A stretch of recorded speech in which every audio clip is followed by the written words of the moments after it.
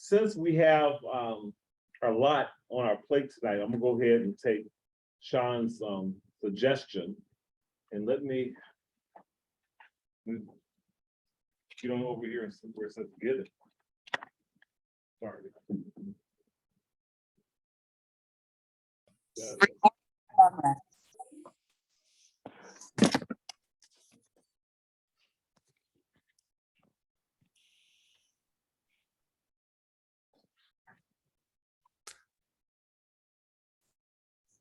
Chair Boggs, we are recording now. If we want to go ahead and get started. Perfect. Okay, welcome to our July meeting. And at this time, do we have any hands for public comments? Give them just a second here.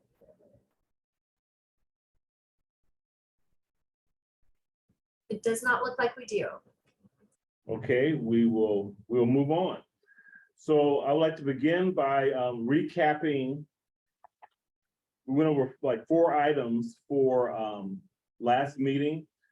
We honored Commissioner Michael Haynes, Dr. Michael Haynes Garcia. He was leaving, and his replacement is Alan Lyman, and he is here tonight. So welcome, Alan. Yeah. Do you have a moment just to kind of say how long maybe you've been with the CRB and so forth? Absolutely, yes. Good evening. Some of you I know, many of you I don't. I've been on the CRB just for the past year, but I was in the past for 4 years the Eugene City Prosecutor and for 6 years the Eugene Municipal Judge. For the last decade, I've been the municipal judge in the sleepy town of Veneta. And I have a private practice, and I am happy to be re-engaged and hoping to make a contribution by liaisoning, if that's the word, from CRB to Police Commission. So thank you for having me. Yeah, thank you. We appreciate having a person with your experience and expertise on our commission. The next thing we did, we had officer elections where I was reelected, and we have a new vice chair. And again, we'd like to congratulate Commissioner Bonnie Dominguez for being elected as vice chair. Thank you.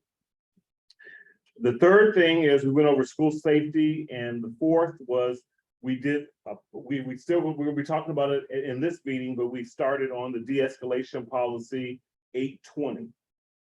So that's where we are for our last meeting's notes. Let's see here. Okay, so where we're going to start off with is our liaison reports. Since Alan Lehman has already kind of introduced himself, we'll start off now with Scott Lemons. Thank you, Chair. So there's 3 new bias incidents for me to report, but no bias crimes. So the first one happened at the Campbell Senior Center. And all 3 of these are basically freedom of speech versus harassment issues. So that one was closed with just a warning. The second one was a little more concerning. It was a female downtown who was called racial slurs, but she was also followed for a few blocks. But that investigation has been suspended for now. And at Glamour Girls downtown, a group of individuals known to the business also is using racial slurs, but no charges have been filed there, and they don't intend to probably go any further with it. So, thank you. Okay. Counselor Ye is, we got a message that she is sick tonight. She won't be here. I'm going to move on because I don't see, oh, here he is. So what next is Counselor Zelenka. Do you have anything to report? Don't think so.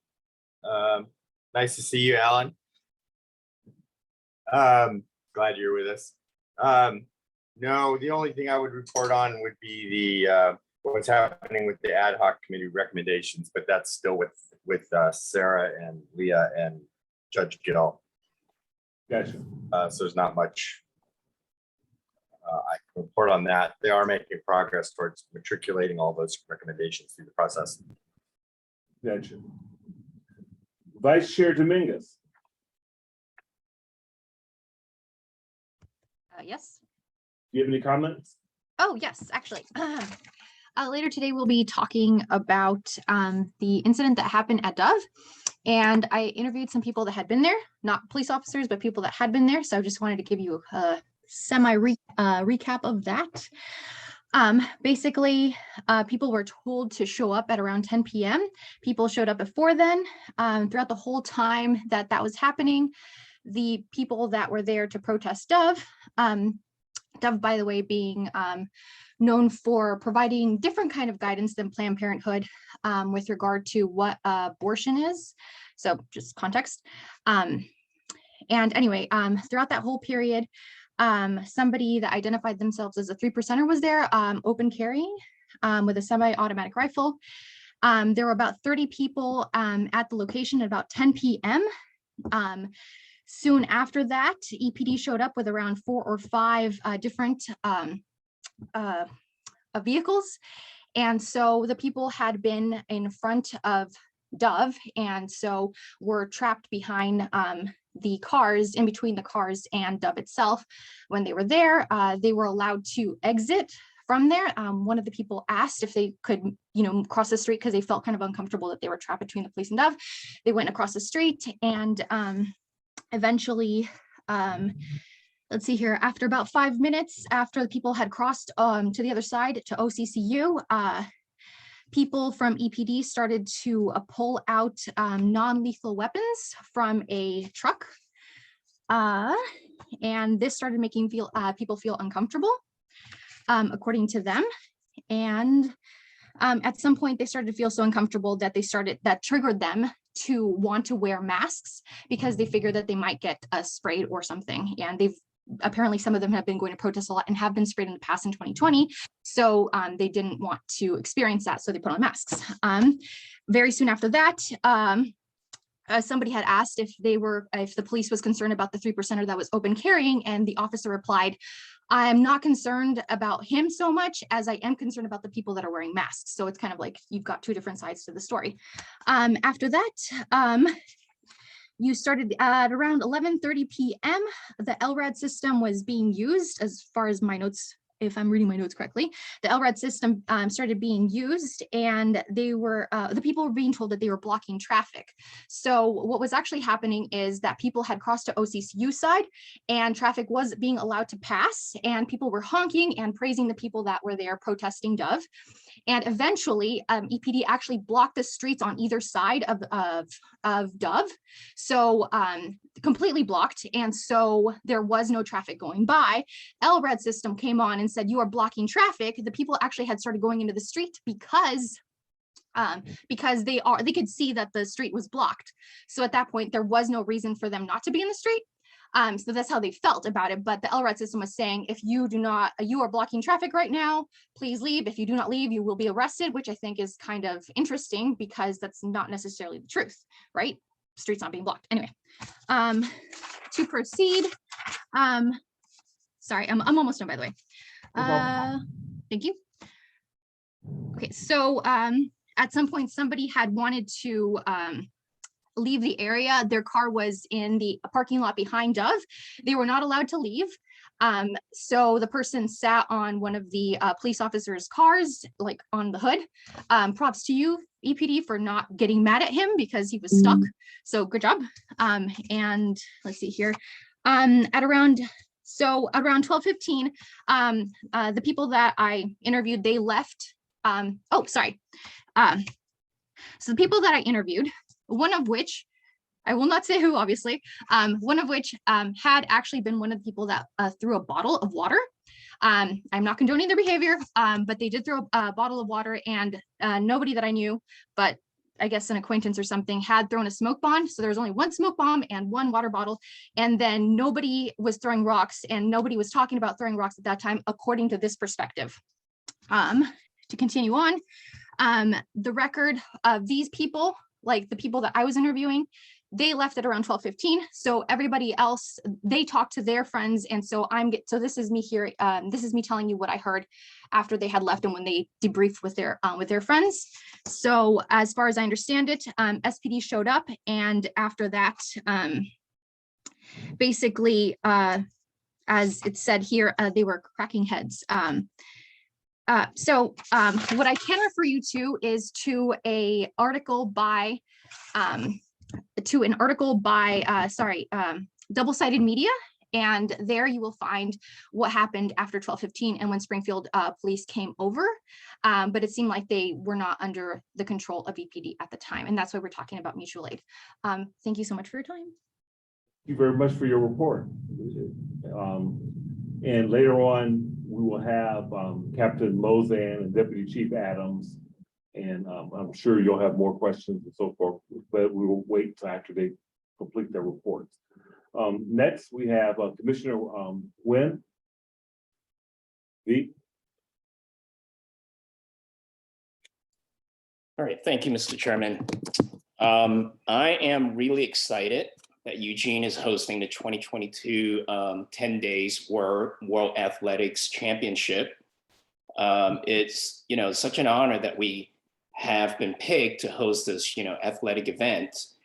And I was this morning I was perusing the website, and our past commissioner and human rights liaison, Ibrahim Coulibaly, sits on one of their boards.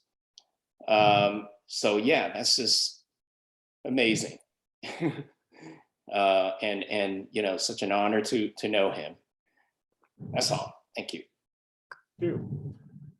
Commissioner Shivers. Yeah, I think I will save the bulk of my comments for the point where we talk about de-escalation and Cahoots. I'm excited to have everybody here and meet quorum. It was a close thing. Thank you. Commissioner Winbrock. No, hello everyone. I just wanted to apologize in advance for not wearing a more formal tank top to tonight's virtual proceedings. It's 95 degrees in my home right now. We do not have air conditioning in the Whitaker. Really looking forward to tonight's conversation and all that we've been doing on the de-escalation policy and learning more about mutual aid. Thank you. What does a full tank top look like? Wouldn't you like to know, Councilor? Okay, I have just a few things that we need to go over. Kind of some kitchen items, some cleanup items, and then after me, we will have Deputy Chief Adams, who's filling in for Chief Skinner for the Chief's report.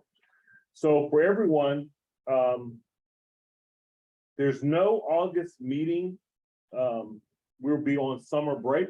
So everybody enjoy your break, and we'll be right back at it. The next meeting will be, mark your calendars, September 8th. There's a typo where it says September 10th on the report. It's actually September 8th.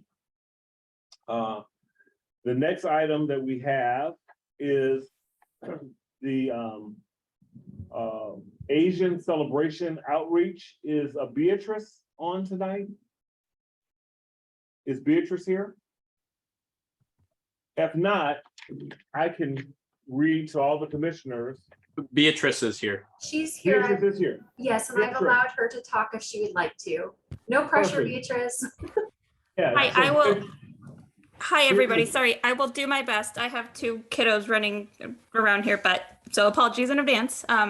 So yes, like Commissioner Boggs was saying, I have reached out to the Asian Celebration Planning Committee, and we have secured a booth to table during the event. It'll take place July 30th, I believe it's a Saturday, from 10 to 8 p.m.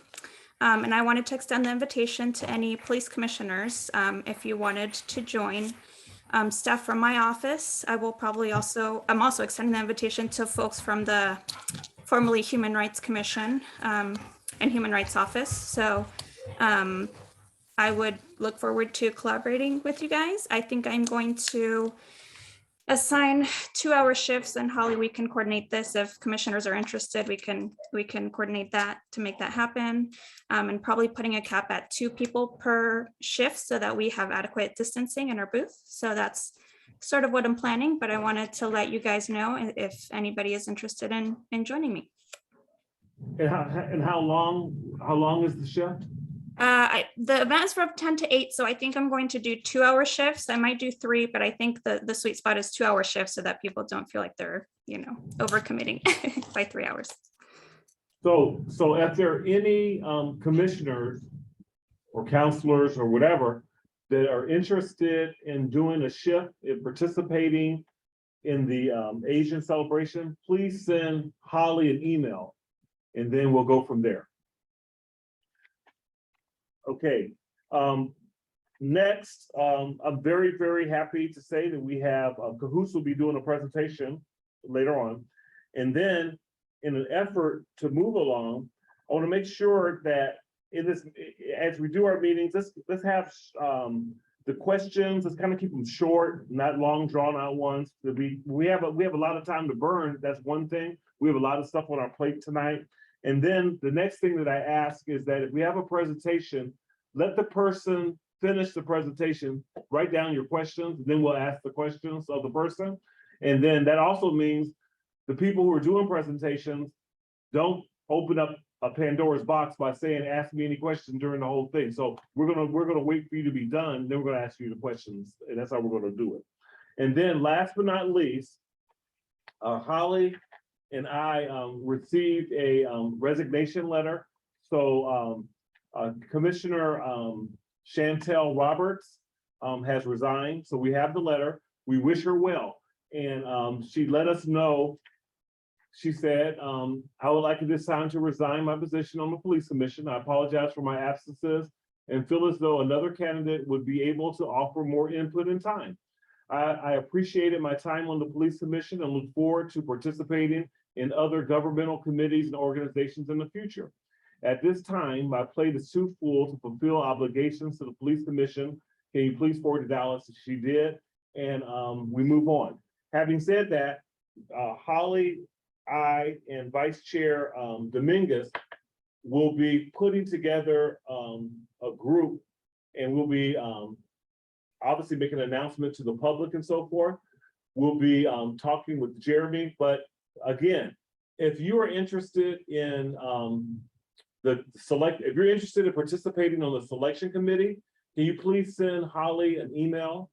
I don't know, I haven't made a decision as far as how many people that we need to have on it, but I want to see the interest. So if you're interested in that interview process, let Holly know. Next, we have our chief's report, and I turn over the table to Deputy Chief Adams.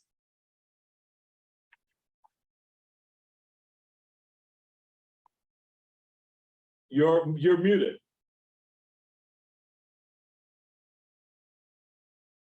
Let him know he's muted.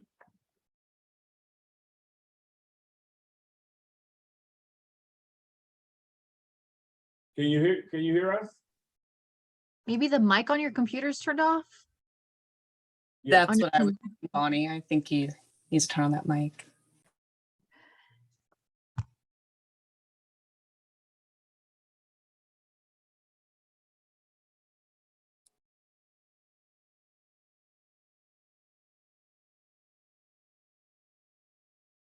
Okay. Then he can join. That's likely where he's walking, Dallas, since you're right around the corner.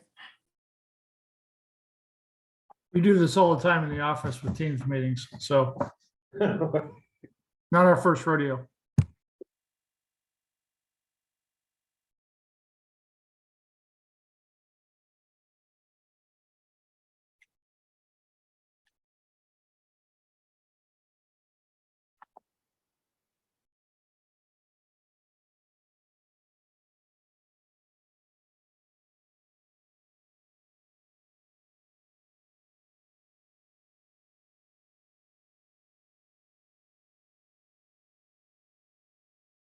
So just, so I know a little, just so I have a little bit of I'll use this time, we're waiting for him. A show of hands, if you're interested in being on that committee for choosing another person, can you kind of raise your hand? I have Sean, I have your automatic vice chair, you're automatic there. So Sean, and I have V, and I think I see Scott. That's a good number. Yeah, if I can offer some words of advice after the meeting or whenever, I can tell you how we've done it in the past. Our only real concern is staying beneath quorum, so it doesn't become a public meeting where applicants' private information will be shared. Yeah, me and you'll talk, we'll talk, just give me a call, we have a homework. But we're gonna start the interview, starting to get applications as soon as possible. Here, the chief's report, here he is. Well, hey, everyone. Sorry about the technical difficulties. Yeah, my computer, the mic won't work. So, it seems like I'm breaking electronics all over the place because I broke my work phone earlier this week. So, good seeing you all. Apologies, the chief can't be here. He's out of town. And so he really left me no instructions for tonight. We're excited to hear the discussion later about de-escalation and certainly about the events surrounding June 16th, I think it was, maybe earlier, the protests. So excited about that. I will talk a little bit about World Championships because that's been my baby for over a year. One of the biggest things that as we prepare for this, we have dedicated a lot of resources over to the University of Oregon to assist with this. And our greatest concern is that our community feels vulnerable now because of the fact that perception is that all our officers are over at the University of Oregon. That's not the case. So when we started the planning for this, the planning was based around, we have to maintain our level of service and protect our community. And then whatever's left over, the U of O can have. So the message out of that is there is no reduction in our service. There's no reduction in the number of officers we are working. And in fact, we have bolstered our staffing within the city and particularly within our downtown core to be able to offset with some of the people that will be here to celebrate the championships and maybe go down into downtown and potentially celebrate a little too much maybe. But we're going to be present and we're going to be, we will protect this community as we always have as our first priority. So that's one of the messages we certainly as an agency want to send out. And then there's a couple of neat things that we have with our preparations for the World Championships. And we have a couple of cars working all days that we're calling the ambassador cars. And they're staffed with officers. They're two-man cars. So there's two-man cars running around. Their primary duties are to just patrol around where our visitors will park to go to the stadium to watch the championships. Because if you know anything about criminality, those that would do us harm are not dumb. They know that somebody's going to leave their car there and go to the stadium for 4 or 6 hours. That makes those cars vulnerable and they're targets. So if we can be present and interdict that, that's important to us. But the secondary mission of that, and I like to think of that as our overarching mission, is we've called these ambassador cars because we want these officers out engaging with our visitors to bolster the image of the city with those that are visiting here, to problem solve. I was on the phone with the Mexican ambassador to Oregon. We have a consulate here in Oregon, and we were talking about what do we do if a Mexican national is here visiting the championships, loses their passport or their documentation. You can imagine if you're here in the United States from Mexico and you lose your documentation, that can be a very, very scary thing for visitors. So having that exchange of information and these ambassador cars, that information to be able to solve these problems, pretty cool and pretty critical for us. So just want you and I want the community to know, we want the community to know that there's no reduction in our service. We're plenty prepared for everything that will happen with the World Championships. and the Fan Fest and all the associated pop-up events downtown, but there's no reduction in service to what we're doing to the remainder of the community. So super happy about that.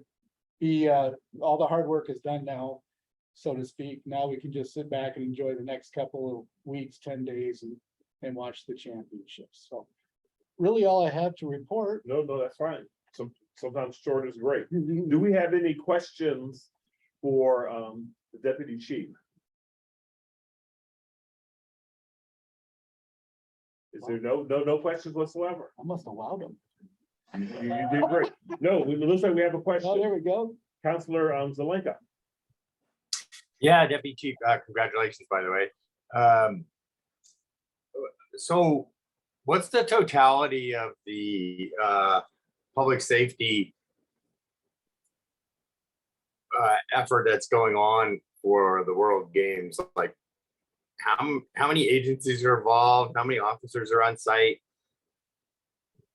You bet. Just a question about it. Before I answer that, Counselor, hey Holly, when does this get published out for us? When's it public?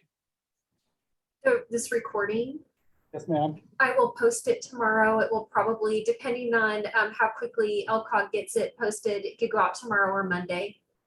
Okay, I'll have to be a little cautious on how to respond to that because we do not want to give operational plans away. Right. I will tell you that the main event at Hayward Field is under the purview of the University of Oregon Police Department. The Oregon State Police has filled, I think we have 92 troopers in town to support this. The Lane County Sheriff's Office has committed, I think, 160 shifts to fill. Springfield committed maybe 120 shifts that they're filling. And we're filling 165 shifts for the World Championships. We're providing tactical support in the form of our SWAT team is supporting things as they're the primary tactical response in Hayward Field in the super block itself, because the athletes are there. Our bomb squad has done all the entire preparation for this event. We have explosive mitigation, including everything which would be CBRNE, which are your chemical, radiological, nuclear, biological, and explosive threats. So we have the ability to detect and mitigate a good portion of all those threats through the use of dogs and detectors and some various things. The FBI is in town with a anti-drone or counter drone team that will literally take control of any drones that violate our airspace and land them, and then we'll conduct an investigation. So the footprint over there daily, I'm going to say conservatively, we'll have 250 law enforcement officers. And over the totality of things, I mean, we've filled, I think, a total of around 900 security type shifts. And that's in addition to the security. Pono Security is running security for Hayward Field. So that's in addition to the security that's on scene, the bag checks that will be conducted, and everything that will happen ahead of time. Fan Fest is the City of Eugene event. And that is solely our event. And we have a very strong footprint over there with officers. We have our Guardian trailer over there with cameras that overview into the entire venue. We also have a SWAT team on standby there, or not on standby, activated to provide protection detail over there. And we do also have mitigation, detection, and detection and mitigation of devices. So Fan Fest as well, secured. There's a 6-foot fence around it. If none of you have been over to look at Riverfront Park and how it's set up for Fan Fest, it is amazing. It's amazing how they drop the flags off the steam plant and how cool it looks. This is just such a real neat event and such a showcase for this city. I just can't say enough about it. Now, understand, I'm pretty excited because this has been my life for a year, so I'm happy to see it come to fruition. And then there's the downtown and the other pop-up events, which we have staff secured too. So, Counselor, I mean, I've probably over-explained and answered your question, but we have a strong law enforcement presence here within the city to secure all these events. Commissioner Winbrock?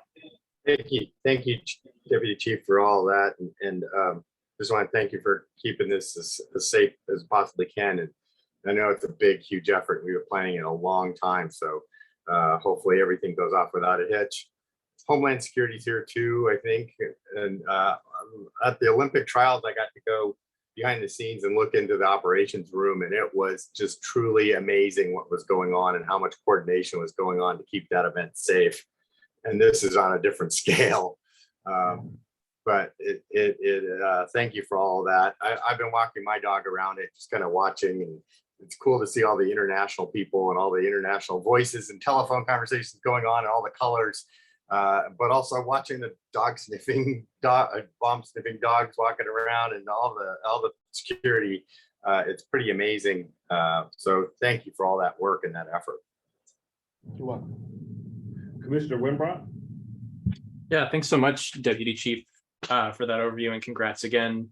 I too am going to check out the Riverfront Festival this weekend, and then I'll be going to the games Monday morning to watch the women's javelin, amongst other events.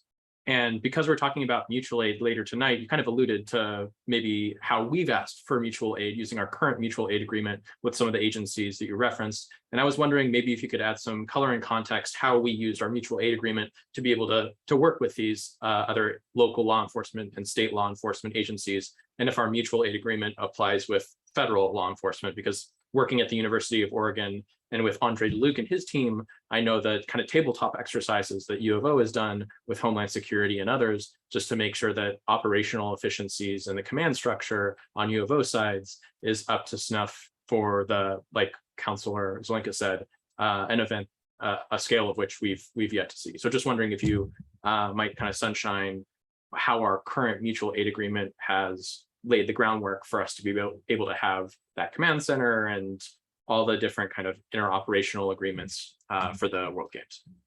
That's a great question, but can we hold off on him answering that question until we get into the mutual aid? Because we're having a whole session on that mutual aid. So I mean, he's gonna be chiming in on that. So we'll do that. We just want to kind of do like the chief's report, and then we have the whole mutual aid stuff. And we have the person, Michael Ware's here, as well as Doug Bozon, who will be basically talking about what you just asked. So just hold that same question that you have. Exact same question will be asked after Cahoots does their presentation. Is Cahoots on the line now? They are not here yet. They are set to start at 6:16, around 6:15. If they get on a little bit early, I'll definitely have them come on in. Okay, then I'm gonna reverse. Okay, Winbrock, you get to get your question answered now. Well, this actually is fortuitous because we're sort of talking about two different things. And so when we think of mutual aid, that's standard across all law enforcement, that if you have an emergency that requires something, then there's your mutual aid agreements where you're going to cross jurisdictional lines to assist another agency. It's a little bit different than what's going on with the U of O right now, because this is the World Athletic Foundation or Federation has contracted with the U of O to run this event, or the U of O with them, vice versa. And so in order for the University of Oregon to fulfill this event, they have now actually contracted with us to provide security services. So what we're doing with the University of Oregon in this event is not a mutual aid event, it's a contracted event. So what happens is we've entered into a contract with the University of Oregon to provide X amount of services, and in return, they're going to pay all our wages, so that at the end of everything, we should be out of pocket no money for everything that we're putting in over there. Now, I will tell you right now, we're out of pocket tens of thousands of dollars already in man hours just prepping for this. So something a little bit different with this one, Commissioner, that we're talking about a contracted event versus a mutual aid event. And so, and we talk about mutual aid, that's kind of like a memorandum of understanding that you enter into with other agencies. It essentially says, if we are in an emergency situation and we need help, we will come and support you like we have those with other agencies around us. This is a standard in Oregon. I think you'll find mutual aid at every level, including fire, cities. Right now, we're talking about it in law enforcement, but you will find mutual aid agreements all throughout public service and particularly the fire and police services. So just to jump at that, and I think we can kind of probably, if we want to go right at it, Chair Boggs, we can just probably go right at what happened the other night. Okay, so let me see where we're at. First, I want to give Commissioner Davis. She got on opportunity. Do you have any comments? I don't have any right now. Thank you. No problem. Okay, so when Cahoots will probably not be on. So what we'll do is we're going to go right into Captain Doug Mozan, who I've known for many, many years. Why don't you go ahead and start with the mutual aid policy 107? Certainly, thank you, Chairman Boggs. So mutual aid policy 107 says that we have an agreement with local law enforcement agencies, a formal written agreement that covers emergencies other than civil disruptions and natural disasters covered by the Lane County Emergency Operations Plan. And as the DC alluded to, this is essentially a memorandum of understanding through a number of different agencies. And we all enter into an agreement that will have a command post, a press spokesperson, and support services. Here's what mutual aid normally looks like. When we have something pop up in a city that overwhelms our resources, essentially two steps occur. One is the step to reduce our service profile from what we call normal calls for service down to priority calls. So a watch commander can say, we're gonna choke down to priority calls for service. We're only going to life safety emergencies for the foreseeable future. And that's to kind of keep our powder dry, if you will, with one or two police officers for the entire city while the rest are responding to whatever the incident is. The second thing, once that becomes unworkable, I mean, we realize that we can't respond to a life safety emergency because all eggs are in one basket. Then we ask outside agencies for mutual aid. And what that usually looks like is our dispatchers will call the dispatch centers for Oregon State Police, Springfield Police Department, and Lane County Sheriffs. They'll explain what we have going on, and then they'll ask them to cover priority calls in our city. So the priority calls for service remain, but in the case of a domestic dispute, it may get answered by Springfield police officers, or a bar fight downtown actually was answered by Springfield police officers on the June 24th event. Lane County Sheriffs have shagged calls in our city, as have Oregon State Police, and we have generously done the same thing for Springfield Police Department in a similar situation, and the Lane County Sheriffs we've covered the River Road area for them during emergencies. We responded to a number of crisis calls that were where they had a deputy that was coming from 45 or 50 minutes away, but it was a life safety emergency. And that's essentially the crux of mutual aid. So when we get into the meat of the policy, and we talk about the request to another agency or their request of us, and essentially it's if we would overwhelm our system to respond to them, it's considered mutual aid. If they would overwhelm their system to respond to us, it would be mutual aid. And then point C on sub 4 says a request for response by members of a special team like K9 SWAT EDU is not considered a request for mutual aid under terms of the mutual aid agreement.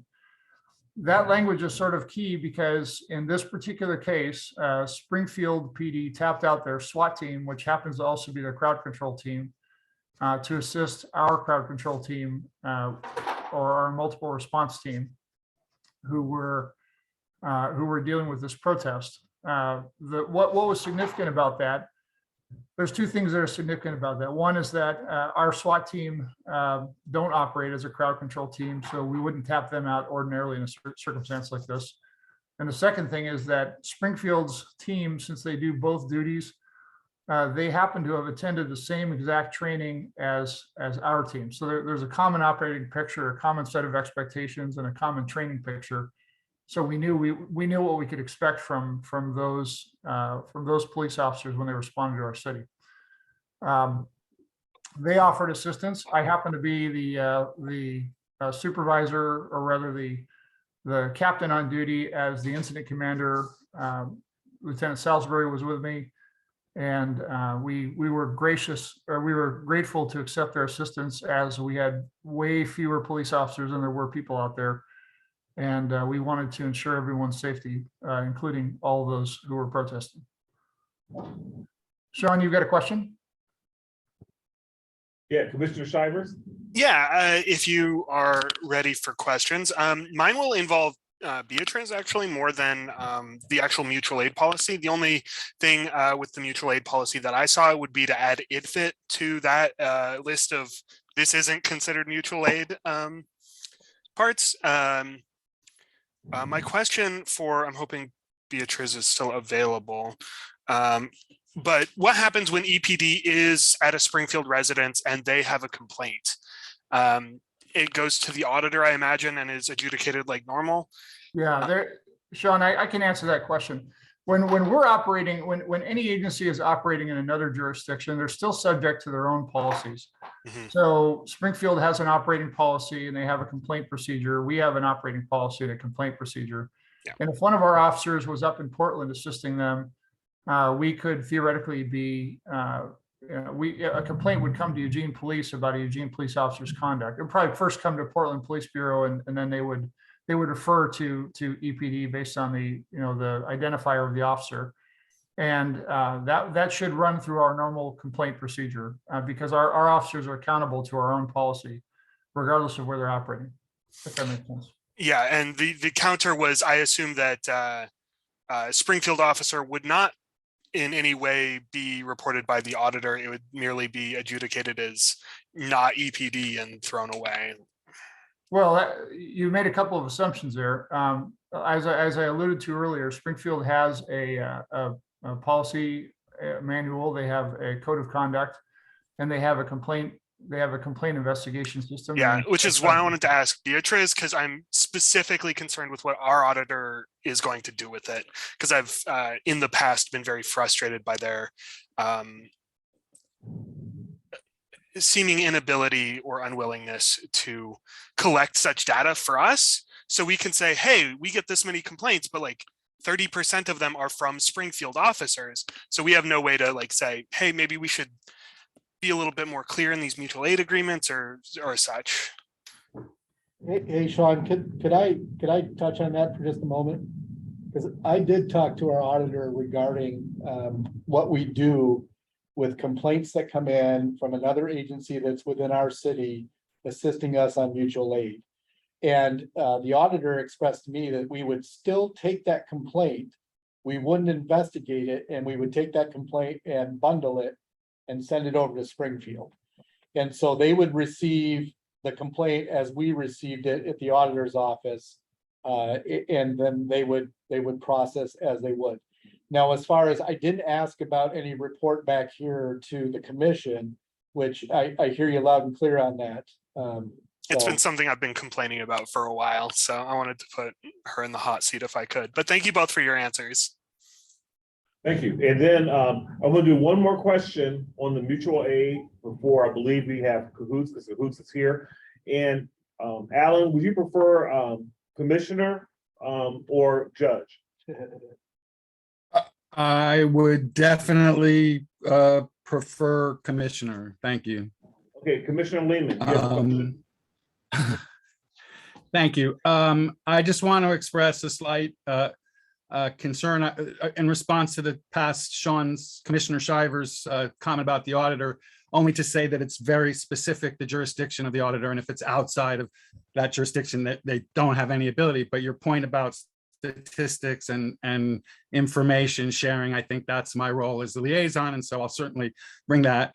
What I wanted to say to Captain Mozan is just that it's concerning to me, I don't know if to anyone else, but that a SWAT team is deployed on the streets of Eugene that isn't by direction of command of the Eugene Police Department. That it's with the consent, I suppose, is what you're saying. We didn't mind.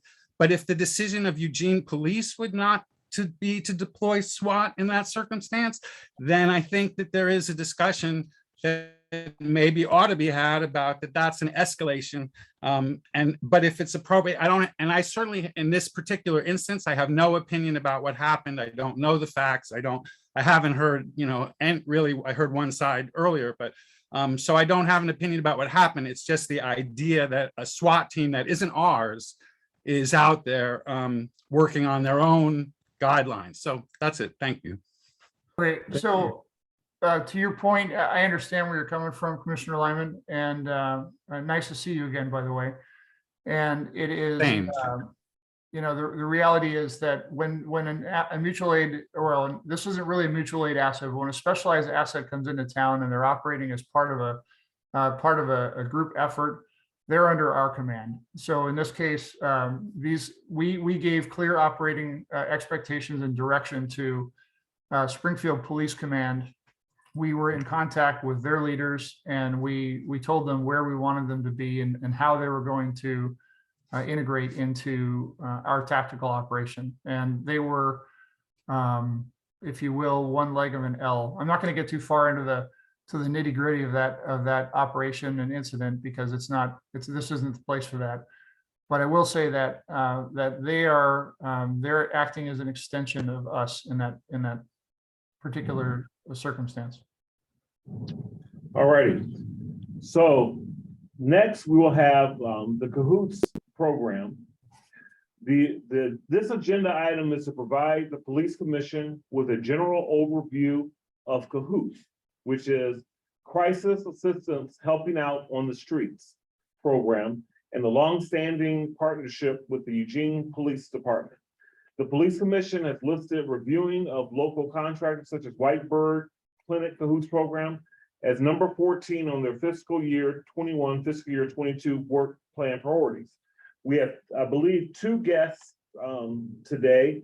We have a Henry Cakebread and a Robert Parrish. So without any further ado, Cahoots. Thank you. Hello. I'm Hello. not sure if Robert is here yet. I don't see him. No problem. I don't. Hey, there he is. Howdy, Robert. Oh, hello. Oh, hello. Well, cool. Thank you so much for having us here, giving us the time. Thank you. Yeah.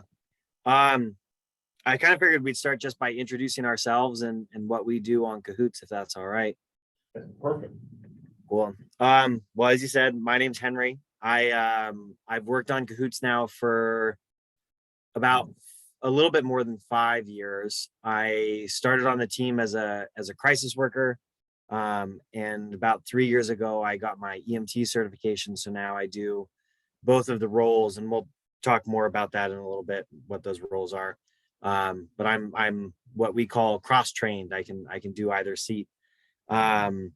I also on Cahoots, I have a couple administrative roles. I'm the medical operations specialist. I'm one of our training specialists for new folks, and then I'm also the liaison to the Springfield Police Department. So that's me. Okay. Hello, my name is Robert Parrish. I work on Cahoots. I've been with the Cahoots team for it'll be 18 years this month, actually. I'm also a crisis worker and an EMT. I started off as an EMT with the team, and I was with the Cahoots team for 3 years before I cross-trained as a crisis worker. And so now, like Henry, I do either role, just kind of depending on staffing needs and whatnot. Work both in Eugene and Springfield. Yeah, and yeah, we wanted to come and talk today a little bit about kind of a broad overview of Cahoots, and then it sounded like what your meeting was wanting to focus on was a bit of the de-escalation tactics and procedures that we kind of go through. So we'll talk about that and then have some time for questions. Great. Well, I can start with just a brief overview of Cahoots and Whitebird. Robert, I'm going to miss some stuff, so you just interrupt me whenever it feels right. Yeah. Okay, so brief history of Cahoots. We were founded in 1989 as a collaboration between the Eugene Police Department and the Whitebird Clinic, the large social service agency in Eugene. The kind of like impetus for starting it was that Whitebird was operating a 24-hour crisis line at the time, and recognizing that there were some needs that could not be addressed or properly met over the phone. And so the partnership was born. Our model has definitely taken on pretty well over the course of this 30 something years, where we started, I don't know, like 12 hours a day in Eugene. Does that sound right, Robert? Yeah. Yep. 12 hours a day in Eugene in a really, really crappy van. And now we're 24 hours in both cities, Eugene and Springfield, and we have 12 hours of overlapping coverage during peak hours in Eugene in slightly less crappy vans, more functional. At least they have logos. And it's kind of the model has developed a little bit over the years. So we started just staffing crisis workers or mental health workers on the van, but now we always respond in teams of 2 with a crisis counselor is what we call them. And then we call them Cahoots medics, but they're people that operate in the scope of an EMT basic. So they do like basic life support services with some like augmentations based on the type of client that we see. Cahoots, I think one of the most important things that I like to convey about Cahoots is there's kind of like 5 principles or 5 things that like guide or structure all of our interactions. The first is that we adopt a client-centered approach whenever we engage with our clients. What that means basically is we would never assume that we know what's best for someone. We're walking into their lives in a moment of like sometimes pretty acute crisis. To assume that we can spend 30 minutes with them and know how to fix their lives would be arrogant.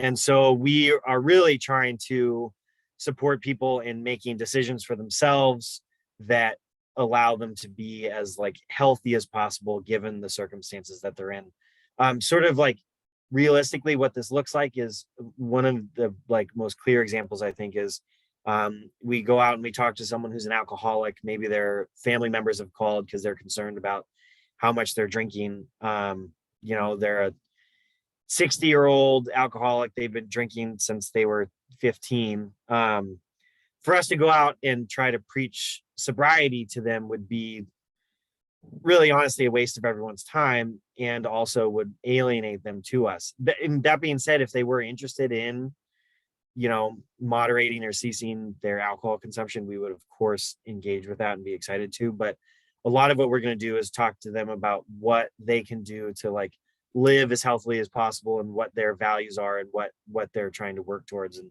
support them in that. The next one that's sort of, a lot of times, just quick, is that like when we come out and are talking to someone, initially what we're doing a lot of is building some rapport with them and trying to say like, what do you want to work on? What are you willing to work on, right? If I come in and say to this person, here are the problems that I can see with your life, right? They may not be that open to trying to adjust some of those pieces yet.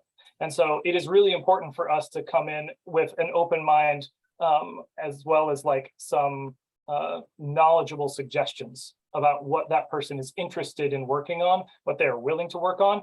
Some of that is from the patient. Some of that is from us seeing like, I can see this is maybe something to work on. Some of that's going to be, you know, an impetus from members of the community saying, this is something that's got to change. This can't keep going like it's going.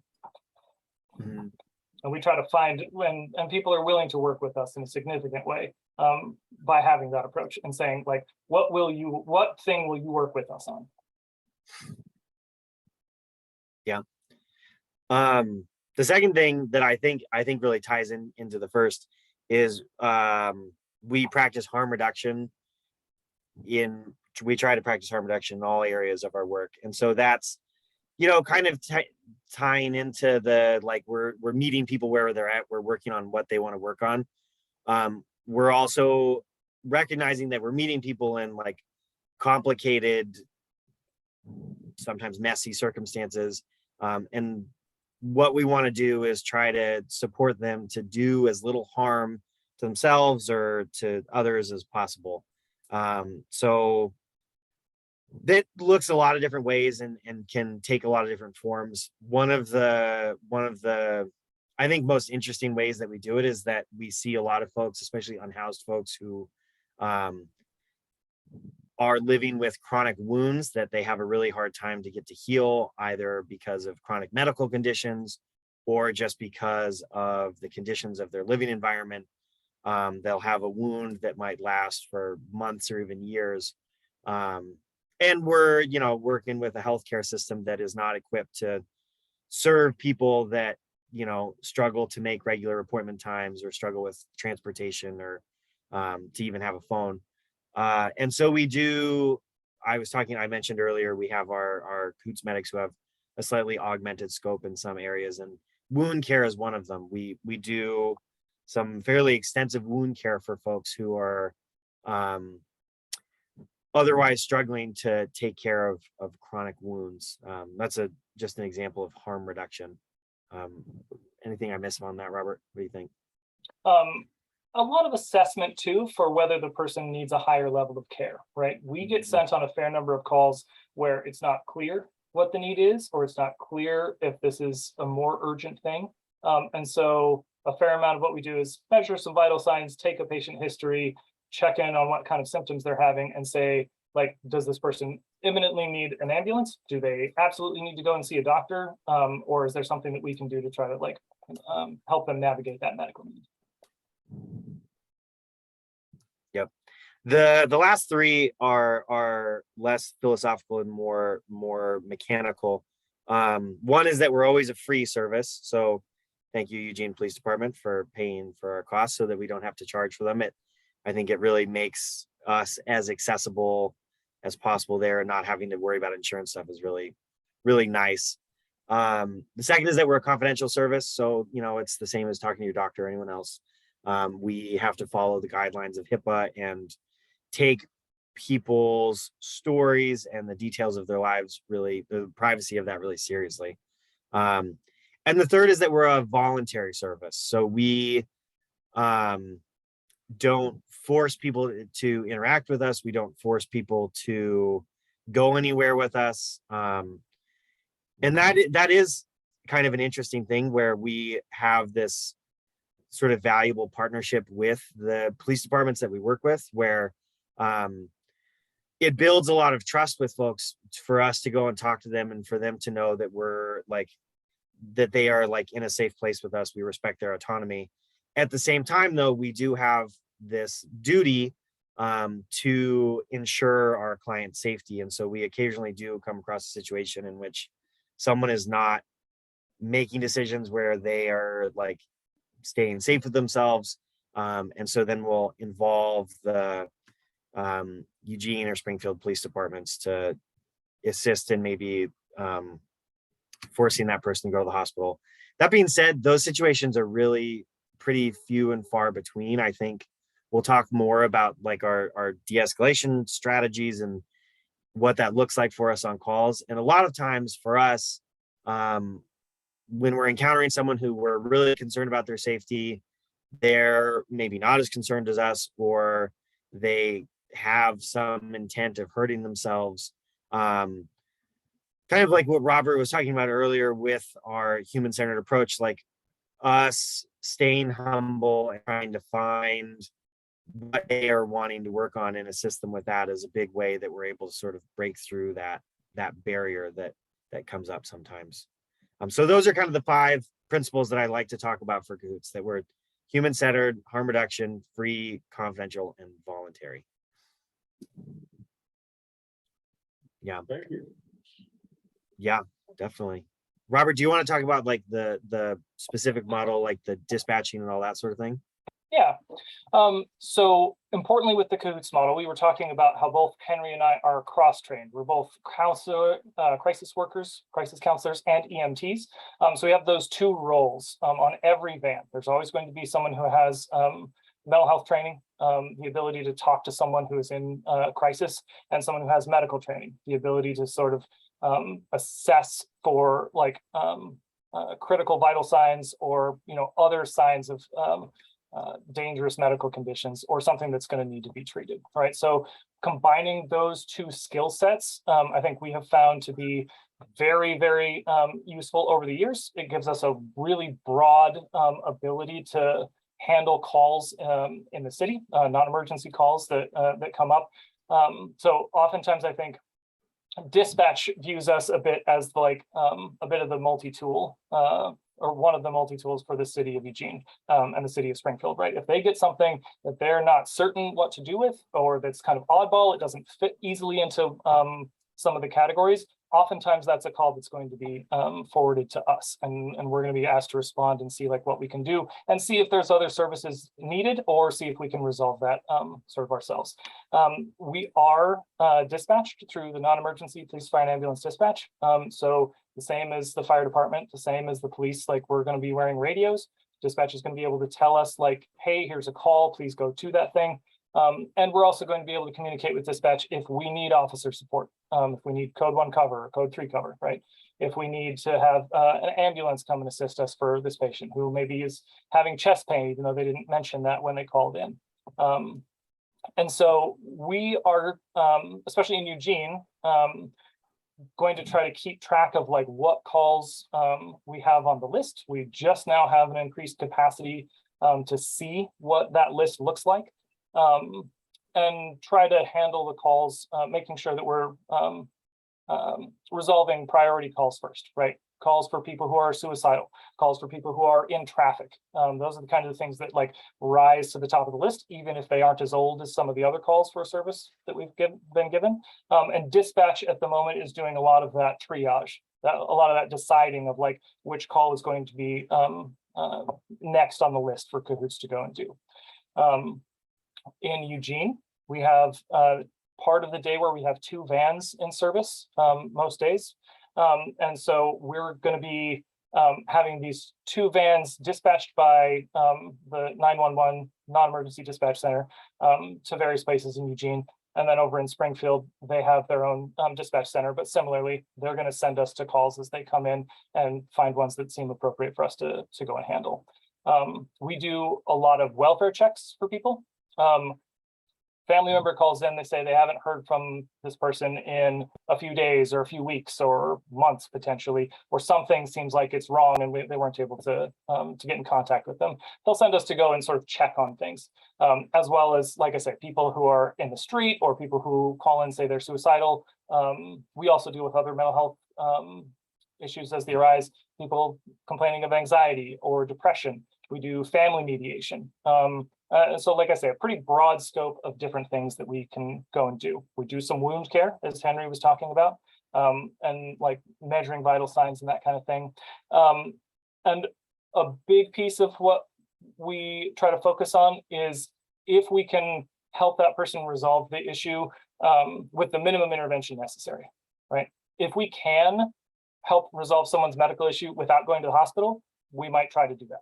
Right? If they're absolutely like attached to that idea that that's the only thing that will solve their issue, we may end up transporting them so that an ambulance isn't taken out of service to do it instead, if they're likely to call for that. But a lot of times we're able to resolve most of the calls that we have on site without transporting someone. But we do have that ability to take people. And we can transport someone to any of the staffed social services in Eugene or Springfield.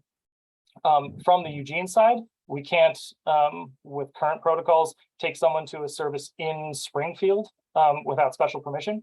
But on the Springfield side, we can access social services in either town, predominantly because the Springfield area relies heavily on Eugene for most of its social services. Was there a question? Yes, Commissioner Shivers.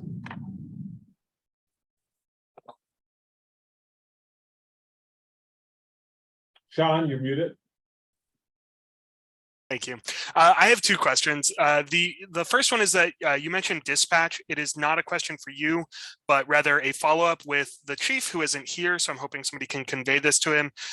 We had talked about reviewing dispatch policy previously, which I believe the due date on that was a couple months ago.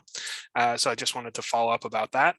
The question I had for you, Robert, was about what happens if there is a complaint. I know the auditor takes a lot of complaints and it forwards them to various agencies that they're about. I was wondering if you got any of those complaints and what Cahoots procedures are when they get a complaint. I am not as deeply involved in the sort of complaint process and resolving that, but my understanding is that we occasionally do get complaints about Cahoots interaction, that is handled through the sort of umbrella agency that Cahoots is part of, Whitebird Clinic. And so there is a complaint process.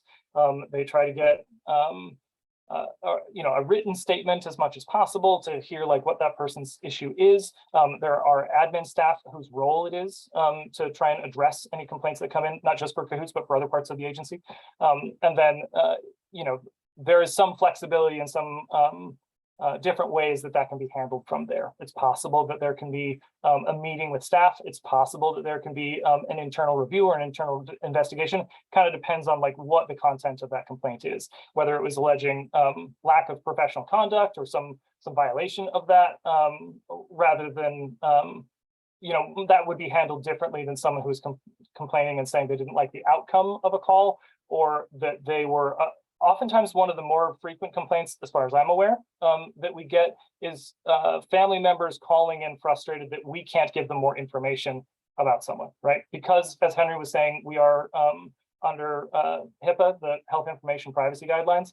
We'll go and talk to someone, and then the family member's like, how did that go? What did they say? How are they? Right? And we can't give them that information unless we have explicit permission, a release of information from the person. That generates a fair number of complaints. But as far as I'm aware, the number of complaints that we see is fairly low per year. But we can get you some more specific information about that. I just don't have it with me. Concerned about it remaining internal is the reason I bring it up. Okay. Commissioner Lyman. Thank you. First of all, I'd like to thank you all for the tremendous work that you do, and also congratulations on the national recognition that you got, over the past, and the modeling that other communities are doing that has put Eugene on the map for something really important. So thank you. And now I'm going to put Robert on the spot and just ask, to me, the question of the hour: when it switched, however many years ago, you used to be able to call Cahoots, and we know that people are marginalized communities are hesitant to call the police, even if it's a non-emergency number. You're involving the police, and I would like your opinion as to whether things really changed, better, worse, that you're now only dispatched through the Eugene non-emergency. Is it the same, better, worse? What's your opinion? Thank you. My understanding is that for my entire tenure here, for my 18 years, we have been dispatched through the non-emergency police firing dispatch for that period of time. It's possible that it was through Whitebird, prior to that. But I do take your point that there are marginalized communities who are off-put by the idea of calling for the police. And in fact, we have had some incidents where people have called in requesting a Cahoots response, gotten a police response instead, right? Or they have called in to dispatch and given their full name, which then prompted the dispatchers to run that person for wants and warrants and things, found that to be true, that they had a warrant. And then there was this sort of law enforcement police issue for someone who was calling and requesting for, a crisis intervention or some other Cahoots response. That I do think that there is room for improvement there, personally. I think that there are some ways in which the sort of general practices of dispatch to ask information, can be very law enforcement focused. And I think that there's ways which that keeps us from being able to assist in all the ways that we could in the city. I think that there's the potential for having more of a carve out for people being able to call with a lower chance of that. There is some complication though, because sometimes people will say, I only want Cahoots. I don't want to tell you all the things that are going on. I just want you to get them here. And there may be some safety issues when, we would actually get to a scene like that. So I wouldn't say that it's a clear cut, like always do one thing, always do another thing. But I do think that there is room for us to say there's ways in which we can do more outreach to marginalized communities. There's ways in which we can make ourselves more available to people, and to make sure that they have the support without the fear of a law enforcement interaction that's not necessary in that moment. I want to make that happen. Do you think there's need to work with police dispatch still? I didn't realize it had been 18 years. That's tremendous. 19 years ago, you could call Cahoots Direct. I apologize for being so dated on that. But do you think that there's work? You mentioned you thought perhaps dispatch, there could be some work to make it function smoother, or you think it functions smoothly? I might be able to answer that partially. So as I mentioned, one of the roles that I do is I'm the liaison with the Springfield Police Department. So basically what that looks like is every couple of months, whenever we all have time, I sit down with one of their patrol sergeants and then one of their senior dispatchers, and we just kind of process issues that have come up over the last couple of months. So whether patrol was frustrated with how an interaction went with us or vice versa, or whether we noticed an issue with us getting dispatched to a call. I bring that feedback to them and we kind of discuss why, to answer or to speak to your scenario specifically. Someone calls into dispatch and they either feel intimidated by the process or they get police instead of Cahoots. So that would ideally get back to us, and a lot of times it does. And so I would bring that to that meeting and we just kind of talk through why that's the case. And like Robert was saying, there's sometimes decisions are made based on people's safety. So, someone calls in and says their family member is acutely suicidal and is trying to take pills and they're trying to stop them. But we're busy on another call and dispatch doesn't know when we're going to be available. They can't just hold on to that. They can't just wait for us. And so they have to send an officer to at least make sure things are safe until we can get there. Or sometimes dispatch does have misunderstandings about the scope of our services or what we're comfortable handling or not comfortable handling. And so it's kind of a ongoing process where you can't plan for every single circumstance, but we can just keep the conversation going and continuing to sort of tweak and adjust what it looks like and what our expectations of dispatch are and what dispatch's expectations of us are.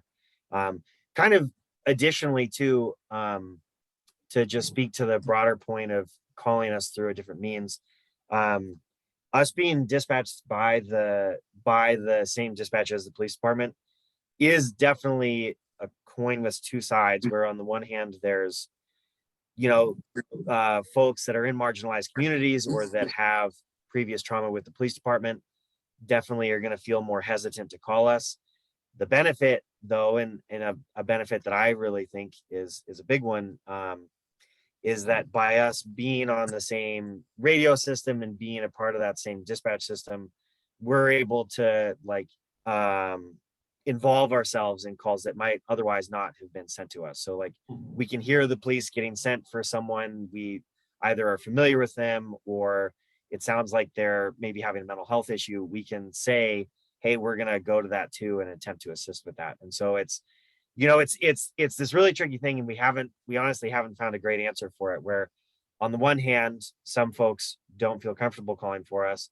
On the other hand, folks that we're just going to get police, we're able to go and be there for them as well. And so it's this kind of tough decision tree of which brings us the greatest benefit. There is work being done and for this 988 mental health line, crisis line thing that might help a little bit with some of that, and that folks can have an intermediary between them and talking to the police department directly. And so we're definitely hopeful that will open that up a little bit, but I mean, we'll just have to wait and see what it actually looks like. And if I could, just to kind of speak on the dispatching side of things as well, is I think it's also important to realize that EPD goes through a different dispatching system than Springfield does. So they're two separate entities. So I can only speak to what we do with EPD and whatnot. But as far as our communication center, we don't run, if it's a Cahoots call, we're not running folks. A lot of times we don't even have names unless they want to voluntarily give that to us. So we can't run them through NCIC because we don't have a criminal reason to. So we can't do any of that. But if it is a police call and there's an exigent emergency, yes, it's likely that that person will be ran because it's a police call versus a Cahoots call. So just to provide a little bit of clarity with that. Thank you. Councilor Zelinka? Yeah, thanks, Chair Boggs. So couple of comments and question. So there's been some people say that they have a complaint about they've called for Cahoots and they got cops. And that's basically related to this dispatch issue, which is very complicated, as these guys have been talking about. When you call 911 and they're trained to go through the list of questions, and so a lot of the times it's a matter of who's available, but it's also a matter of safety of the folks that are at Cahoots. If there's weapons involved, or if there's violence involved, or if someone's suicidal with a gun, they're gonna send EPD instead of Cahoots, regardless of what people asked for. So it's a complicated issue that I've learned not to kind of second guess. I think those people do a very good job in a very difficult, I would never be a dispatcher. I think those people are saints in a lot of ways, and they work very long hours in very stressful circumstances. And the reason it's combined with EPD is, I think, just for efficiency and cost. If Cahoots had its own dispatch center, it would be incredibly costly to do that, and creating another redundant system for all of that. Since Alan, the last time, 18 years ago, the call volumes have gone up dramatically into the tens of thousands. So it's just probably not feasible economically to actually have separated out systems. There might be a way to do that. The new 3-number digit, what is it? Not 911, 955 or whatever. 988. But that might, that's being worked on. One little tweak to something you said really fast, about maybe someone calls in, they're suicidal with a gun, or there's an active dispute or something like that. What's going to happen most of the time in that case is that EPD is not going to be sent instead of Cahoots, will be sent in tandem, and we'll respond and either stage until the scene is safe, or just like respond with them and sort of have that additional layer of safety. So like, just because a mental health call is sent to EPD does not mean that Cahoots is not going to be involved in it. It's just, we're going to work as a team to make sure that us and the client are safe, so that we can then do our job properly. Yeah, right. And it's also the dispatcher's job to figure out what's going on so they can respond correctly. And that's a tough job.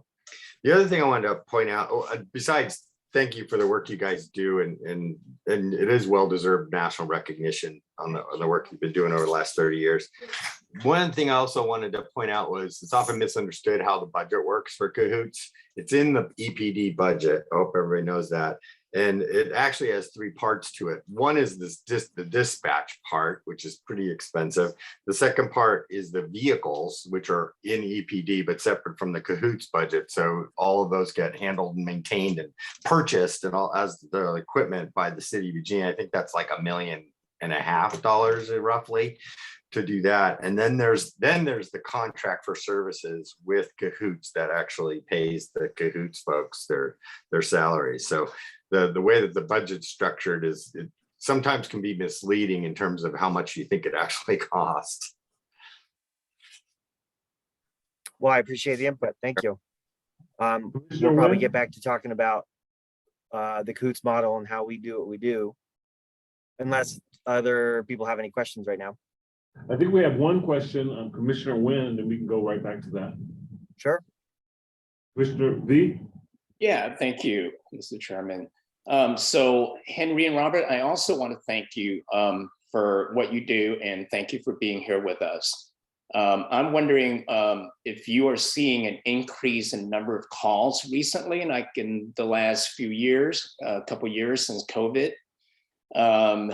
And my second question is, I'm just curious, you mentioned, I think Henry mentioned that you're an EMT trained. So what equipment do you carry in your vans? Are you able to perform preliminary, medical needs? You answer to that? Yeah, totally.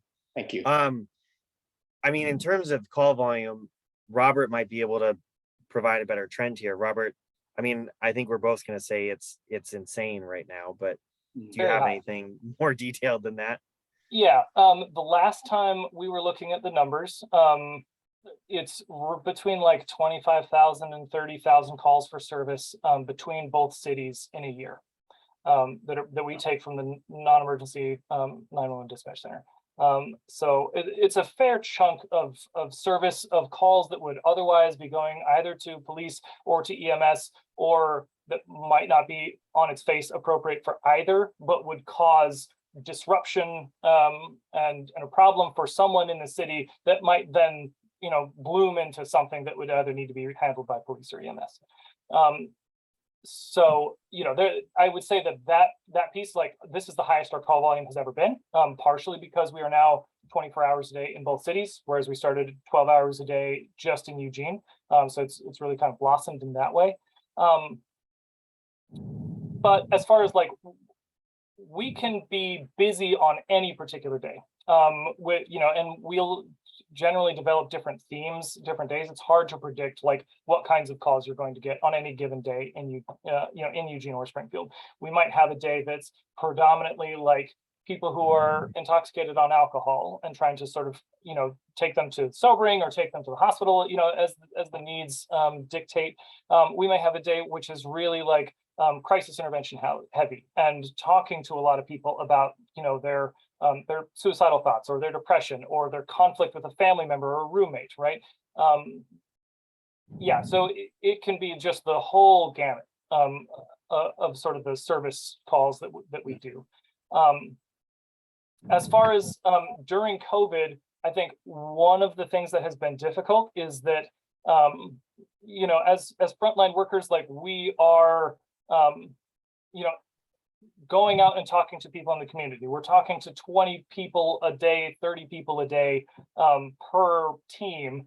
And so there's an infection risk, which if one staff member gets COVID or gets some other infection, gets taken out, like, that can wreak havoc with our schedule. And it's been difficult to train people during this time. So that's kind of contributed to some of that. But also I think some of that recognition that this model is really helpful, it's really cost effective, it's really cost savings for other parts of the system, including the hospital, including a lot of the social service agencies, including the police and EMS. Like, if we could transport someone, it saves a lot of money versus some of the other response options that are available. But that has also meant that increased awareness has put many more calls on our call list in a given day, particularly in Eugene. And so we will, at the moment, like, we will oftentimes come to work and there's 12 calls holding, 15 calls holding, sometimes 20 or more calls holding for our service. And then trying to work with dispatch about saying, which ones really need a response urgently, which ones do we need to get to next? And unfortunately, that has put us in a position of having some people have really long wait times for Cahoots' response. Because we do so many things, sometimes there would be other ways for people to get their needs met, but Cahoots is what they're familiar with. And so Cahoots is what they'll call and request, and they will wait for. And then, they end up waiting 5, 6, 7 hours sometimes for some of the services. And we can talk to them oftentimes about, like, is there another way that we can help this, help you meet this kind of need in the future so that you don't have to wait for us so long? Or, is this something that we would come out and sort of help with again? Just, this particular day, we happen to be delayed, and we'll get there as soon as we can. Thanks, Robert. Then my other question is, if I may, just real quick, do you have, any staff that are able to speak Spanish, Chinese, etc., or do you rely on like a language bank translation? We oh, Have it. okay. We do have a few folks on the team that speak Spanish, and I'll tell you, it is really a treat to be working with them when you come across a Spanish-speaking family or client.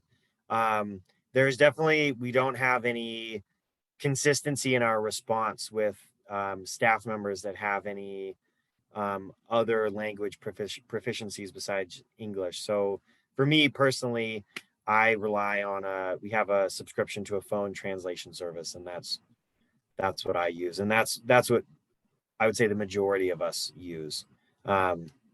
It's something that we have definitely identified as like a deficit in our ability to provide services. So a little while ago, we did this whole team subscription with the Rosetta Stone, and there's a bunch of folks attempting to learn Spanish, but then also working more than full-time hours each week. And so it's a little difficult sometimes to find time for that.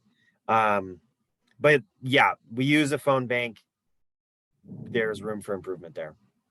We also will, because oftentimes we're seeing people in groups or people at their, or apartment or something, fairly often there's going to be another family member present.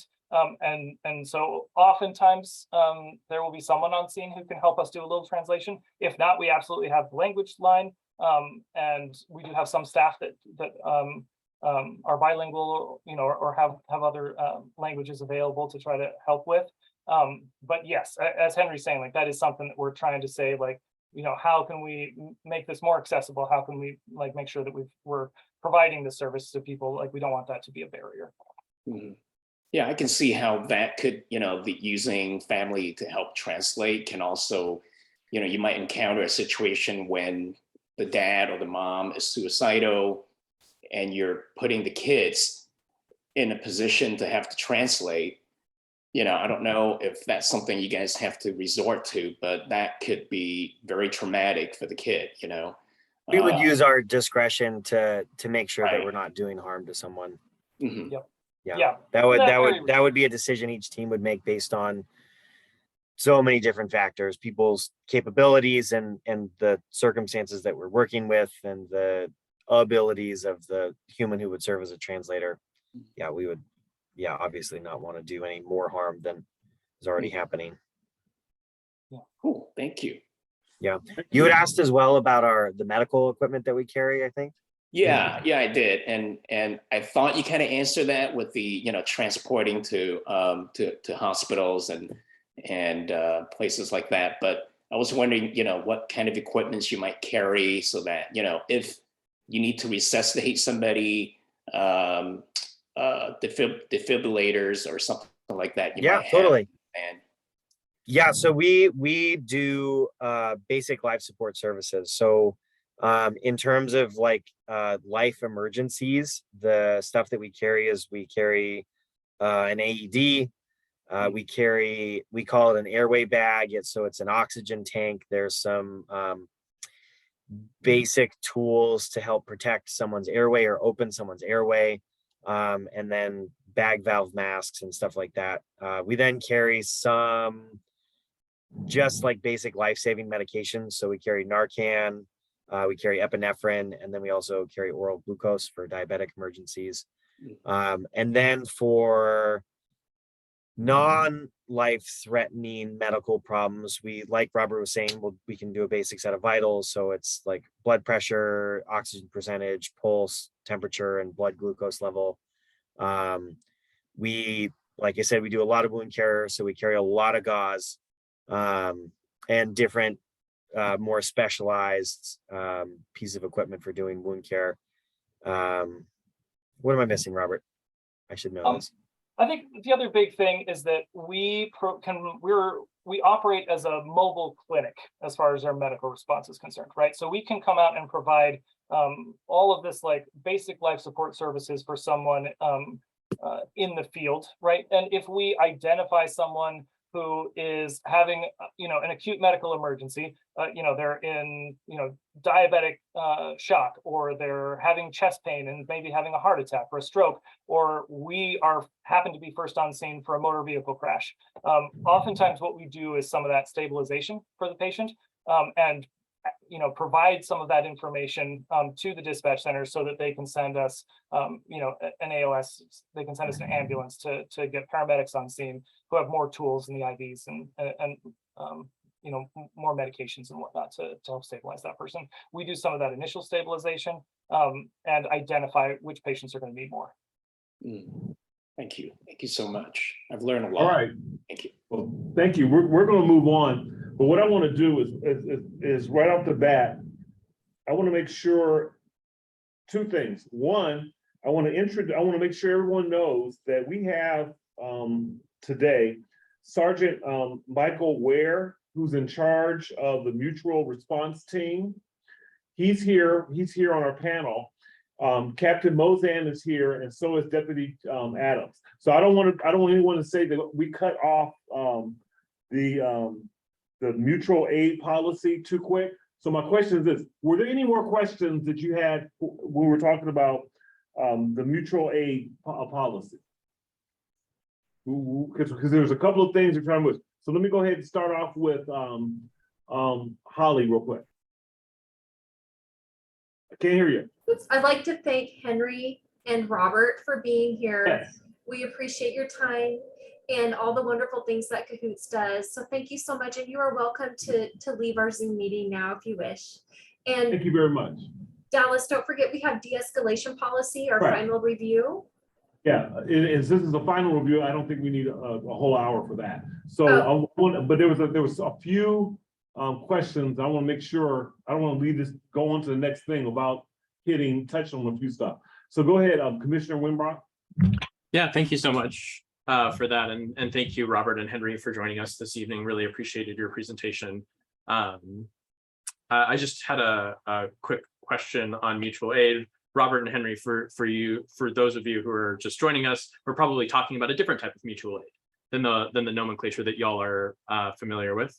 But when Deputy Chief, when you were talking about the distinction between the contractual agreement that the University of Oregon has with us, the greater we, with EPD in the city of Eugene, I'm just wondering kind of that distinction, driving down a little bit more into what constitutes an emergency outside of civil disruptions and natural disasters covered by the Lane County Emergency Operations Plan, because it seems like the scope and the scale of probably kind of a more increasingly common type of event in which the city of Eugene is going to be contracted by University of Oregon to provide additional police force for these types of international sporting events might be common. And I'm wondering if there's any validity either from you or Captain Mazan of including something in the mutual aid policy which distinguishes these type of contractual agreements from the types of mutual aid policies. And also, just for me, I was a little bit confused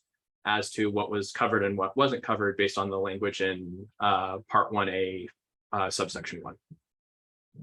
Yeah, really, our mutual aid. Did I get this thing working? Can you guys hear me okay? Yeah, hear you. Hi. Amazing. We need to do some work on this mutual aid policy. I think you guys are smart to talk about it. We need to look at it. It really, as it stands, it's not encapsulating what we're doing. And I hate to throw out post 2020 world, but that's what we're in right now. And it's hard to get cops. And right now we're really having to rely on our partner agencies. And it's not going to change anytime in the near future. And I think as we move forward, and I know Chief Skinner has said this many times, we're the least police state in the entire country. And that's not going to change. And I'm not suggesting it does. But what I am suggesting is we need to become smarter about how we partner with those around us. And we really need to have a look at this mutual aid agreement. And my bad, 3 years here, this is the first time I've looked at this. So I guess I shouldn't dime myself out on that. I came from an agency where this was encapsulated and formalized memorandums with those around us instead of captured in policies. So Ian, I don't know if that answered your question, but I don't think what we have here, sorry, I'm pointing at my screen because I'm looking at it. I don't think what we have here, it needs work. And as far as encapsulating into contracted events, I think we could work that in there too and delineate that, because we have these outside reimbursement events happening all the time. We'll have dignitaries come into town, some special events. So it's not, we think of it right now as the World Championships, but we're having events go on all the time where our officers are contracting out for some services to provide for. We had one, I think it was Congressman Schrader, I think was here. I can't remember if it was Schrader or who was here, but we were having an event here for one of our dignitaries and they wanted a couple officers there. So there are some things that we can do here. And if I might just hog a little bit more time, just because it dovetails into something else. When we look at the World Athletic Championships that we're having right now, and we contract out as I know as a bigger, broader picture, and I think we're all looking at some of the same things about when we go out into other jurisdictions, our policies and procedures, particularly as it relates to complaint investigation, follow with us. Other agencies that come in obviously do not. We've already established that. When we contract, even though we're going over to the University of Oregon and we're operating under their command structure, essentially we're sending officers over who are working at their discretion, even though we will have a commander in the unified command to kind of oversee our stuff. We do not, we still carry our police auditor and all our policies and procedures, regardless of whoever we're working with.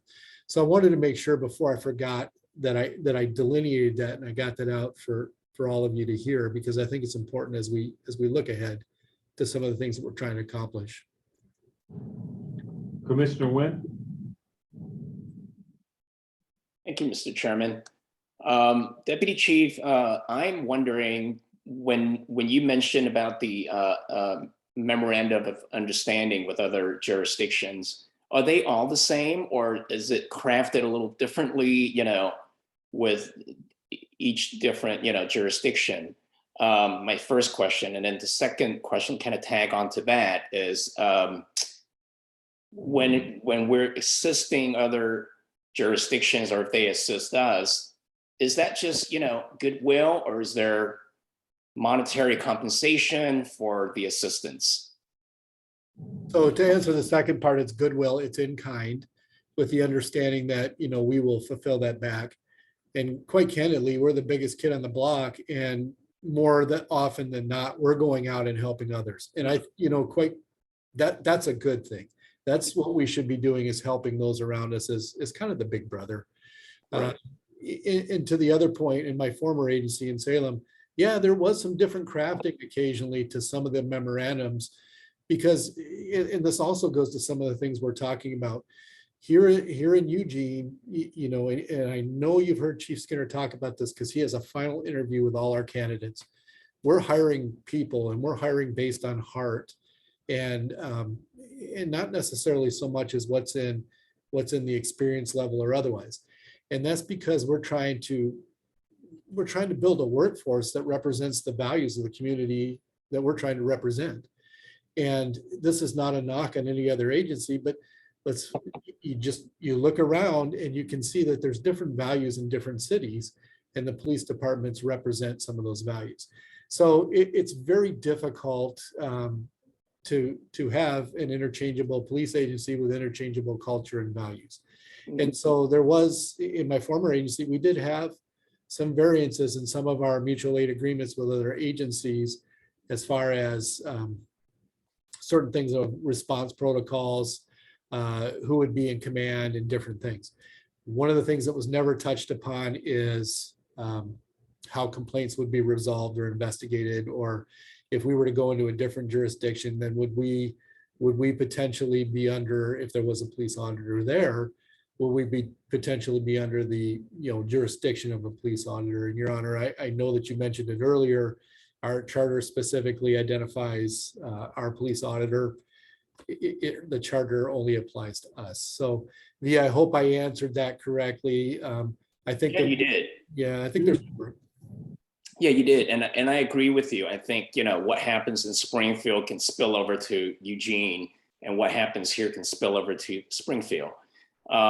Is it possible to take a look at one of, the MOUs? Is it possible for us to take a look at that? Or I don't know who else might be interested, but I'm definitely interested just for educational purposes. Yeah, I could try to reach back up to Salem and see where we're at with those. Now, I will tell you, when I left, they were quite a long ways behind, and it was something that the city of Salem and Salem Police Department was trying to retool to rebuild. But there was mutual aid agreements with all in Salem was unique because obviously it's split by a river and it was housed in 2 counties. So we had mutual aid agreements in Salem with all the small agencies out in Polk County, Independence, Dallas, Monmouth, and then kind of the larger ones, Kaiser, unincorporated Marion County.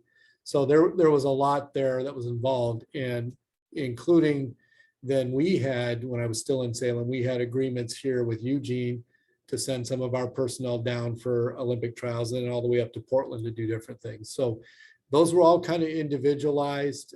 And I actually think I still have our IGA with Portland for the 2016 indoor world track and field championships. So I may have some reference documents I don't even have to get that I could provide to you. Okay, thank you. Just so everyone knows, I'm gonna have 2 more questions, and I have Vice Chair has her hand up, and Commissioner Shivers has his hand up. So we're gonna do those 2, and then we'll go into the de-escalation policy 820. So Vice Chair, you have your hand up. Yeah. Yes, I do.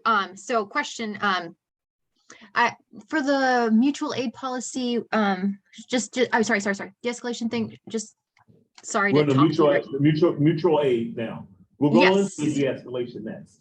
Are we going to cut it off though? Because it seems like that one we're only allotted 15 minutes. So should we do that at like 7:45? We have enough time because after that we have our closing comments. So we have plenty of time for de-escalation. What I'm afraid of is that we don't have enough time for mutual aid. But anyway, all right. Okay. Well, we have yours I have a and ton of questions. Okay. Okay, go ahead. You have the floor. Okay, great. All right. Might take a little while, Sean. Sorry. Dear Captain Doug Mozan, so earlier you were saying that that SPD was under your command, under your control, and I was hoping that that was actually not the case and that you didn't have them under control and that they were kind of acting on their own, because of what I heard and what I saw in that article that I mentioned earlier. Because SPD did not seem like they were under your control. They seemed like they were in a way behaving like maybe they were sort of like kind of following your lead, but actually not. So what I would really like to see in the future mutual aid policy is more something that actually specifies we train with them, we talk to them about this, they know what it is that we're doing. Point 1. Point 2, there was an officer there that is currently in SPD, currently in a lawsuit for having been in 2020 violent towards protesters in Springfield. And I think that in the policy, it should also include that no officers that are currently under investigation should be allowed to be around Eugene people. Like, Eugene people live in Eugene because it's Eugene. They're not living in Springfield because Springfield has different ways of thinking and doing things. And I don't think that people that are under investigation should be coming here to provide aid. And I think that that should be part of how you talk to them, how you talk to SPD about the kind of aid that they provide. Additionally, I'll bring that up during de-escalation. Another thing that happened is that I think that it was very odd that when protesters got in a line, SPD, although they were in a line with Eugene Police Department, they started to kind of, I don't know what was going on in their minds, but they started to lose control of themselves and they started attacking a line of interlocked protesters. There's a video of that in what I showed you. So they started attacking them, and EPD, of course, was, helped kind of try to stop things from escalating, but they were already like hitting people. And my point here is that another thing that I propose is that EPD should be the front line. SPD could be backup, but they should not be front line. They were there in line with EPD. The other thing that I propose, sorry, I keep thinking about the de-escalation one. The other thing is that this somehow needs to be integrated further with the civil disturbances and all the like the protesty riot kind of things. Maybe or considered, like, kind of see how they interlock, because there seems to be some confusion. What else? Okay, I had another point, but I can't think of it. Please come back to me if possible, Dallas. Dear Chair, dear Chairman. Commissioner Shivers? Yeah, I'm excited to see what the police auditor's office and the CRB have to say about the Dove Medical Center issues. And what occurred, my understanding is that we may have had operational command, but obviously our culture is not in force in the Springfield department, and they may not act in the ways we expect. But my question is, I guess, less of a question and more what I hope to see as part of this policy going forward. A couple of things that I think will help make it more readable. I think a lot of Bonnie's suggestions are good in some of the specifics. I would like to see this maybe not broken into two different policies, but two different sections of what happens when we request mutual aid, how those decisions are made, all the things we've basically been talking about during this meeting, right? Just put into words so that when somebody looks this up, they can read it for themselves. And then what happens when we are requested, what the policies and procedures are for saying yes to that, because obviously they might be very, very different.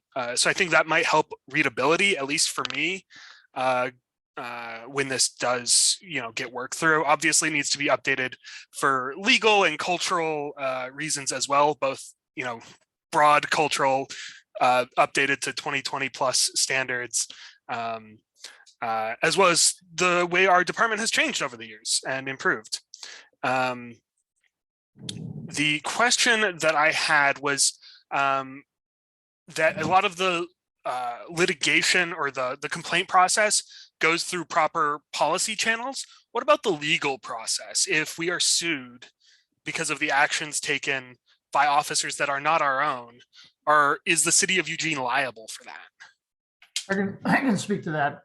So generally, when a lawsuit is filed against an agency in an event where there are other agencies present, usually the other agencies are also co-named.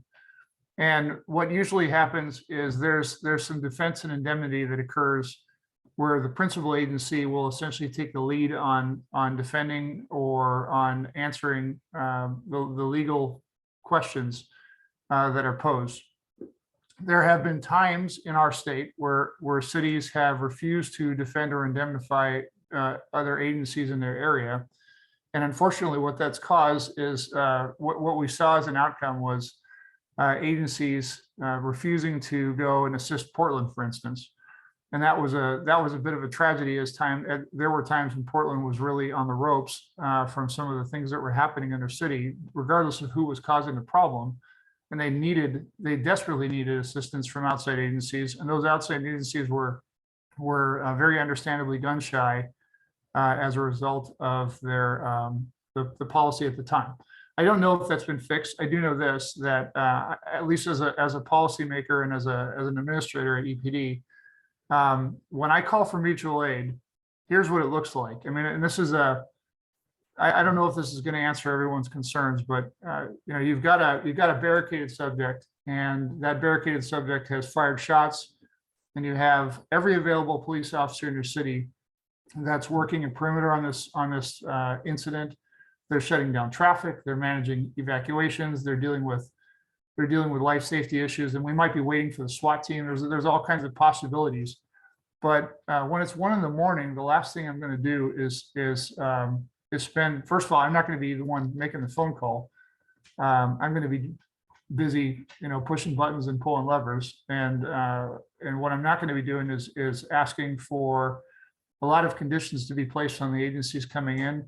I'm going to have faith that they're going to adhere to the laws of the state of Oregon, the rules of the county of Lane where we happen to operate, the law enforcement code of ethics to which we all ascribe, and our industry standards and practices that our state Department of Public Safety standards hold us to.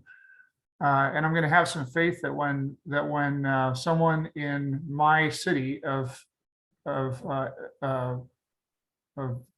diligent taxpayers calls 911, they're going to get the same excellent response from any of our partner agencies that they would from Eugene.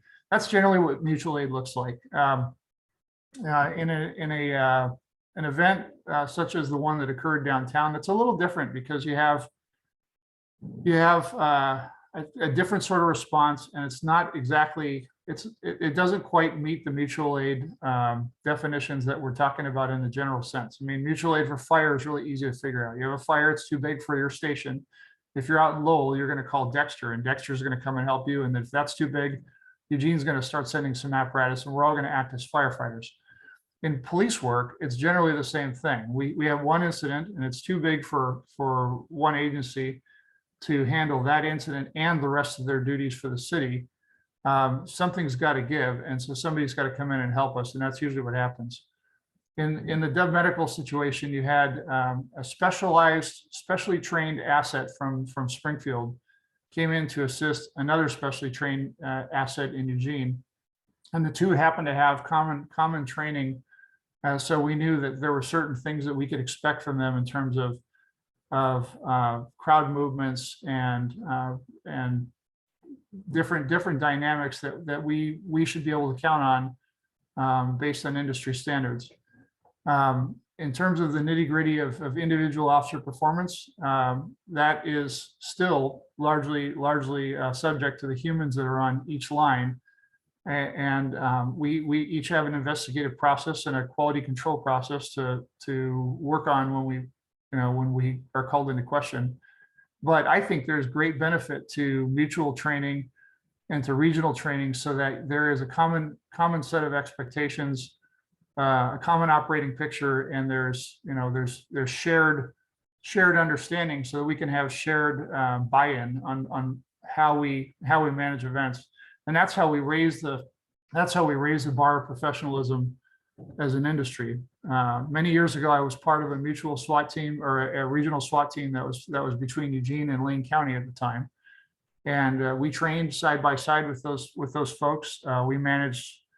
Back then, the SWAT team handled both protests and tactical events. That's not the national standard generally, and in Eugene we have those two teams parsed apart. Springfield doesn't have the same number of assets we do, so they have a different organizational structure. But we know that their officers receive the same great training we do. And if I had my druthers, I would like to see our bomb squad, for instance, is regional. It's the Metro Explosives Disposal Unit. And when a Springfield tech comes over, we know what to expect from them. When a Springfield K9 comes into our city to help us, that happens frequently. On day watch, we don't field in Eugene, we don't field day watch K9s because we have more business at night. Springfield usually does field day watch K9s. So when a person runs from one of my officers during the day, it's very, very common to have a Springfield dog assisting, as they were even today. So our officers will partner up with the Springfield dog, and we'll track whoever was running from us and usually catch them. And it doesn't matter who gets the credit as long as we operate within our industry standards. Okay, so Commissioner Dominguez, did you have any more questions on the mutual aid? I do, thank you. Yeah. First one comment, and then I will go to the questions. So you said that that we should have faith that the other agencies will behave appropriately, and I don't think that we should just fully rely on faith. I think that we should also, like we were talking about before, have prior memorandums. I think that's the right term, and discuss this prior to any more future events. As Adams was saying before, I think that we are in post-COVID world, and I think that we can expect more of these kinds of things. So I think that as we saw, things got out of hand, and we can expect that again if we don't do due diligence and, talk to SPD, for example, because they are our closest neighbor and most likely the ones that will come to aid. I'm curious that earlier you said that for the games we have 250 officers, and yet I'm kind of confused because if we had 250 officers for the games, but we don't have officers and we had to call an SPD for 30 people, I'm kind of confused. That was shit. Yeah, I can answer that. I mean, we're talking about something that's been pre-planned more than a year in advance with set overtime scheduling and the commitment from 4 separate agencies plus federal partners. So we really have to be careful about comparing, it's apples to oranges, because when we have something that just pops off and at any time it could happen right now, I mean, we don't have that kind of resource to draw from. And I will also tell you that we have detection canines coming in from across the country, Puerto Rico, and we actually contracted with a private firm to bring explosive detecting dogs in. So, okay. There's a real big deal there. Now, if I could just go a little bit longer on that, your point's well taken though, Bonnie, that, and I'll just go back to some of the things that you were saying a minute ago, that we have to recognize, and we are debriefing what occurred and learning our lessons. And what lessons do we learn from that? We can't say right now because we're still looking at it critically. And we're a learning organization. And the way you learn is look back on what was our performance and what did it look like and what are some of the issues. And do we have potentially some command and control issues with integrating of our teams? Potentially we do. And how do we solve that? Because we can't go back and pull that event back. What we do is, to your point, we get around to the front end of that to try to cut it off the next time it happens. And we start by having our conversations. We start by having joint tabletop exercises. Potentially, we bring our command together and talk about what we saw. And, we really look at in some of the things that we've been talking. So 2 years ago, we didn't really have a crowd control team in this agency. And we've recognized that, hey, we've got to get something going. And now we've built a pretty good program, but our program's not big enough to handle, a large event. And so what we need to do is we need to expand our internal team. And very much to your point, Bonnie, it would be ideal if we were the front-facing force, so to speak, on any type of a protest event. And our supplement and supporting element was behind us, as if we're going to arrest somebody, we hand them to them. And then they're not a primary force element, so to speak. And so there's a lot of things we can learn, and we are learning from this event. And so sorry, I kind of got off track there. You're fine. Being quiet. You made me feel sort of at peace a little bit. I mean, I'm still going to ask you further questions, but you have a very calm way about you. So thank you. And I guess my final question, and again, thank you for being so thorough, Captain Mosian. I was just wondering, so if you don't make the phone call, who makes the phone call? Earlier, you were saying that you're the one that's pressing the button. So who makes the phone call then? Yeah, when we invoke mutual aid, our dispatch, they call over to the dispatch centers and they have an understanding of what they're asking. And so usually it's because we're hip deep in an incident and we've got all of our cops tied up. And so they'll call other agencies and they'll say, Springfield, OSP, Lane County, are you able to handle our priority calls? And almost always one of those agencies will be primary on handling calls for service. On the night we're talking about, Oregon State Police and Springfield were both on tap to help us with primary calls for service. When that happens, the command of that agency are notified. As you can imagine, if this is 1 o'clock in the morning, and it happens where Springfield asks us for mutual aid, they're going to wake me up and they're going to say, "Hey, Captain Roseanne, just so you know, Springfield's got a big thing going on, and we're going to be running priority calls for service in their city." In that case, if I have additional resources to bear, I may call them. I may call their commanders and offer those resources up. And that's what happened in this particular situation. Springfield was already helping us with priority calls. They were listening to our radio, and their commanders said, "Hey, we have 10 people ready to go to help you." We happen to know those 10 were people who had received similar training or the same exact training, and so we said yes. Okay, thank you.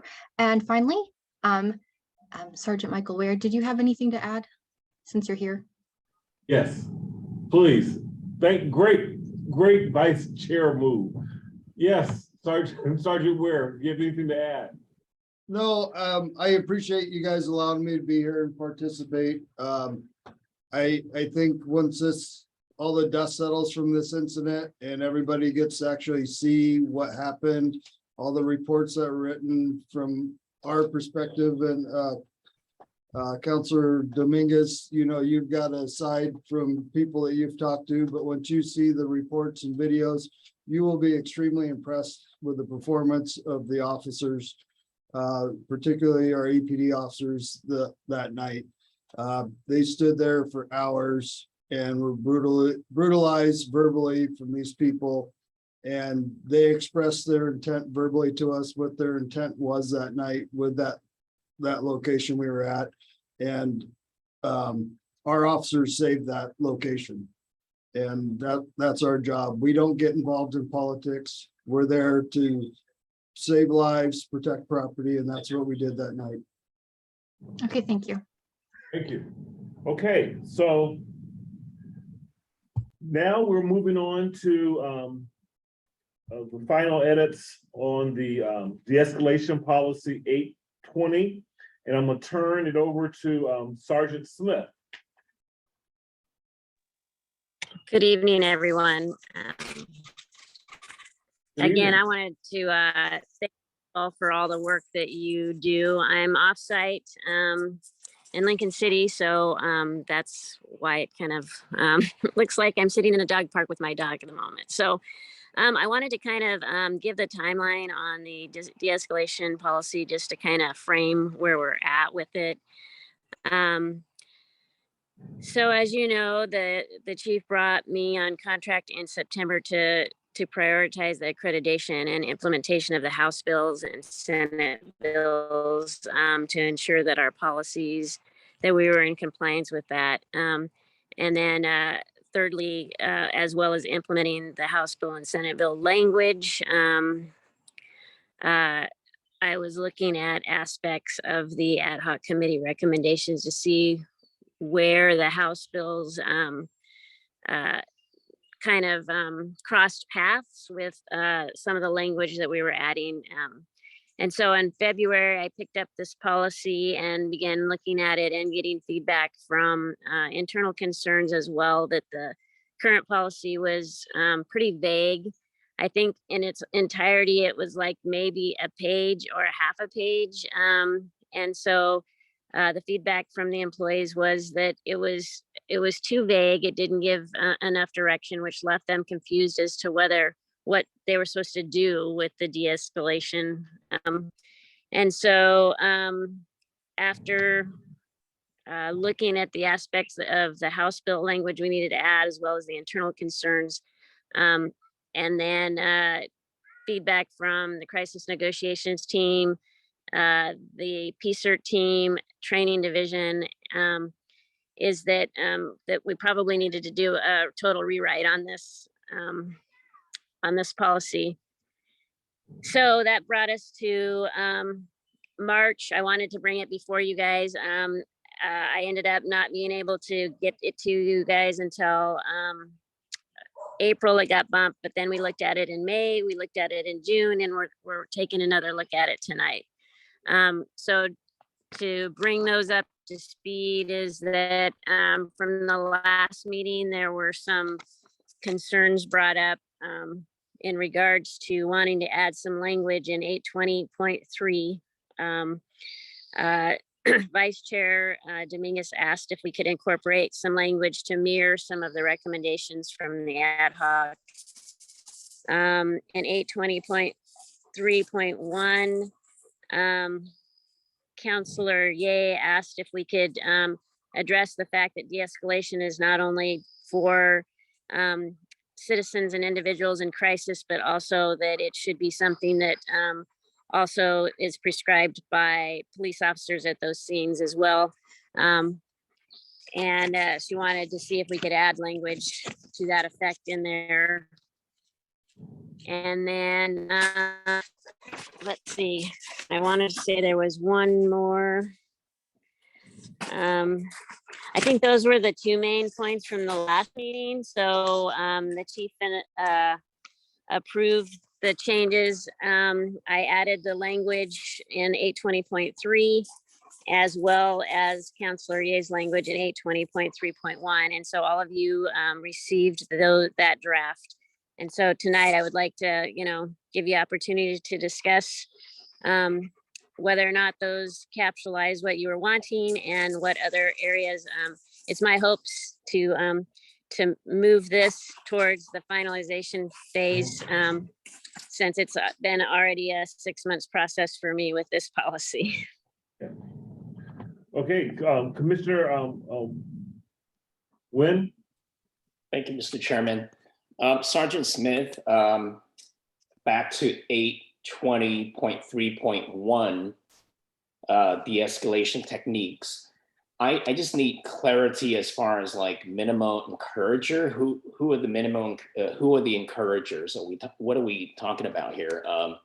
Can you shed some light on that?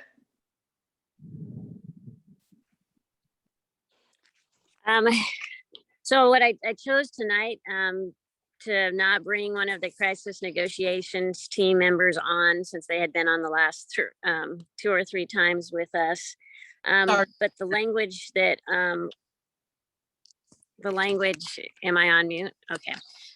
That language is taken directly from the FBI tactics in regards to de-escalation and active listening skills. So I am not an expert on that. So I cannot give a definition that Navasha is, so she can comment. She might be able to help you.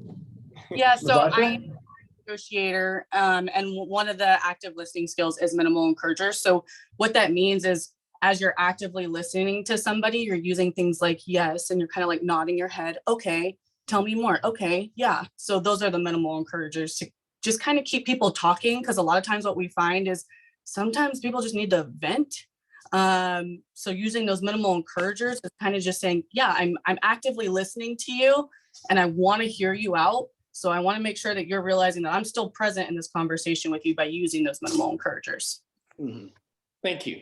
I'm just wondering if we could expand that a little bit, with parentheses and, what you just said is great. If we can add that in there, maybe that's a little more clearer. And perhaps, the officers that go through training, through the de-escalation training, they already had that explained to them. But for me to read that, I'm going, who are we talking about? I thought it was a person, like somebody standing outside, another officer, or maybe a bystander, a public bystander, going, just shouting at the police officers. So I think something added onto that might offer a little more clarity. Yes, I can do just that. An idea. Yes, I think I can add language in there, and it's a good point.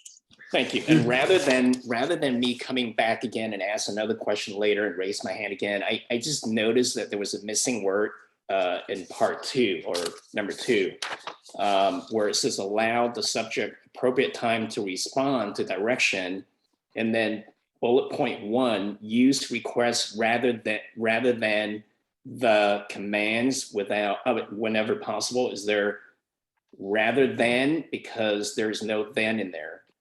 There seems to be rather the commands. Is there, do you think it will help to have then?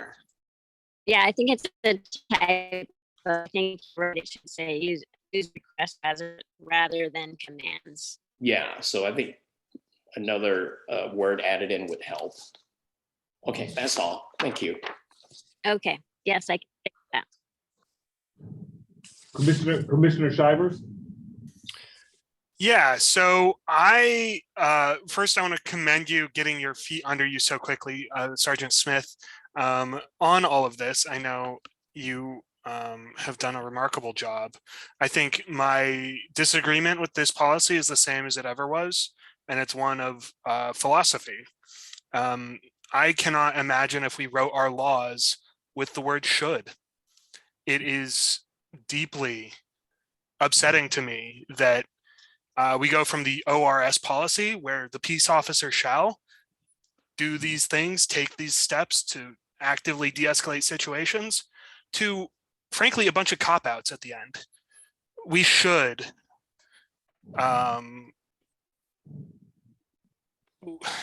Sorry, can you be more specific about what you're talking about so we can like? Yeah, so when time and circumstances reasonably permit, officers should assess. That's not a rule, that's a light suggestion. Is this a policy or a pipe dream? I know that the chief disagrees with me on this. I've voiced these concerns before. I cannot support the policy as it stands. And until we get some stronger language, given that it's already weakened by the reasonable, objective reasonability, I just can't support this policy. And that is so noted, and I would say that's something that, yeah, you said the chief disagrees. Yep. And I think this commission should also not support this policy. And if there's a disagreement, I think we can take it to city council and complain. I don't want to escalate that way. I would much rather have a policy that reflects our values and the community's values. But if the chief is going to decide not to do that, I don't see another option. Commissioner Dominguez? I can certainly. Can I comment on that? Yeah, go ahead, please comment. Chair for Yeah, go ahead and comment on Commissioner Shivers. I can definitely talk with the chief and go through the policy with him and where we use the word should. I think if I could recapitalize what he has said in the previous meetings, is that trying to make a policy that's absolute, that fits every single circumstance, is almost going to be impossible, because each circumstance where we respond to somebody in crisis is so unique and different. And so trying to, make something that's absolute and says that we shall do this every single time, as far as a technique, that technique might not work with in that situation. Then I would argue that in that situation, it's not objectively reasonable, and therefore doing the right thing wouldn't violate policy, because the policy already stipulates that it must be objectively reasonable. Okay, I get your point, and I will have another discussion with the chief about it. Okay, I mean, it's just he's not here tonight, and so. Correct. And I can't speak for the chief, and you can bring it to the chief, and you can let the chief know that Commissioner Shivers' concerns. So Commissioner Dominguez. I will do that. Just to be noted, I did not know that things could be taken to city council. That is interesting. That is all. Okay. Actually, but I have some other things. So, Sergeant Julie Smith, you were just saying that we cannot define things for every single situation, and I would propose that maybe we should have a different de-escalation policy, if it cannot be included here, for protests.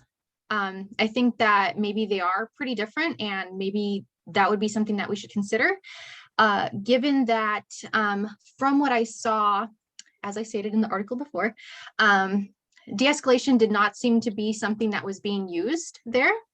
So for example, here you can see that you're calling for de-escalation, for example, by not having the lights on to reduce stimulus, but that wasn't something that happened at the Dove event. You can see that the lights are very clearly there at the scene. It wasn't just where traffic was being stopped like a few blocks away, the other streets, but it was in fact actually right there in front of all the protester spaces.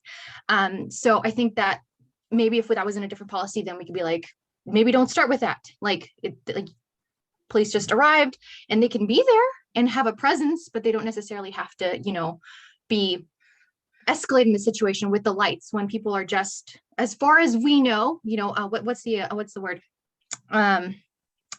What's the thing that judges do? Oh, Alan, what's that thing where just like you're guilty until proven? No.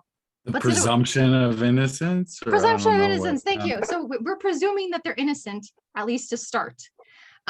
So maybe, they're currently here to protest. They haven't escalated it. Please don't escalate it. And also, again, I don't know if this can be incorporated in this policy. I'm assuming it has to be in a different one. But again, what was happening at the event, I think needs to be addressed. So for example, as recounted to me, every few minutes, it was almost like a show of force, but not really, where like officers were like going to the truck and like getting out like, the pepper ball launchers and like, the non-lethals is what they called them. So non-lethals, they were taking out the non-lethals. So it's just kind of like, we could use these maybe. So again, making people like want to wear masks because they felt defensive, because they're like, oh, something could go wrong. We're just here, but now I guess there was a possibility. So we came prepared, but blah, blah, blah, blah. So also for de-escalation, I think that it should be considered. We have a very interesting community with very different political sides of things, some of which like to open carry. And I feel like we should respect that. That's what they want to do. Fine. They want to go to a protest, to counter protest. Fine, do that. But when people are asking or feeling unsafe, when protesters are feeling unsafe, they're like, okay, there's this person that's open carrying.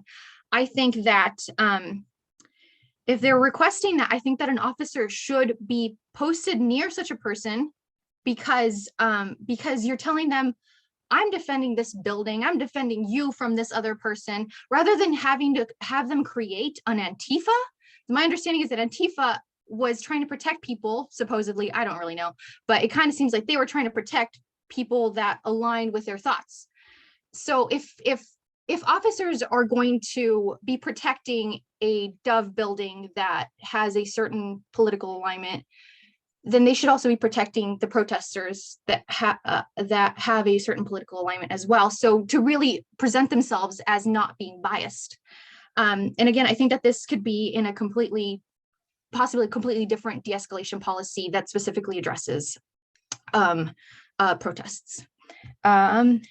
Okay, so I just wanted to address that point. So I think you're right. I think that what you're describing is it's kind of apples to orange situations. But yes, I think crowd control policy could have some aspects to de-escalation, the language added to it. Yes, and so so this de-escalation policy kind of fits for standards call for service. And I'd like if Captain Mozan or DC Adam just on the line.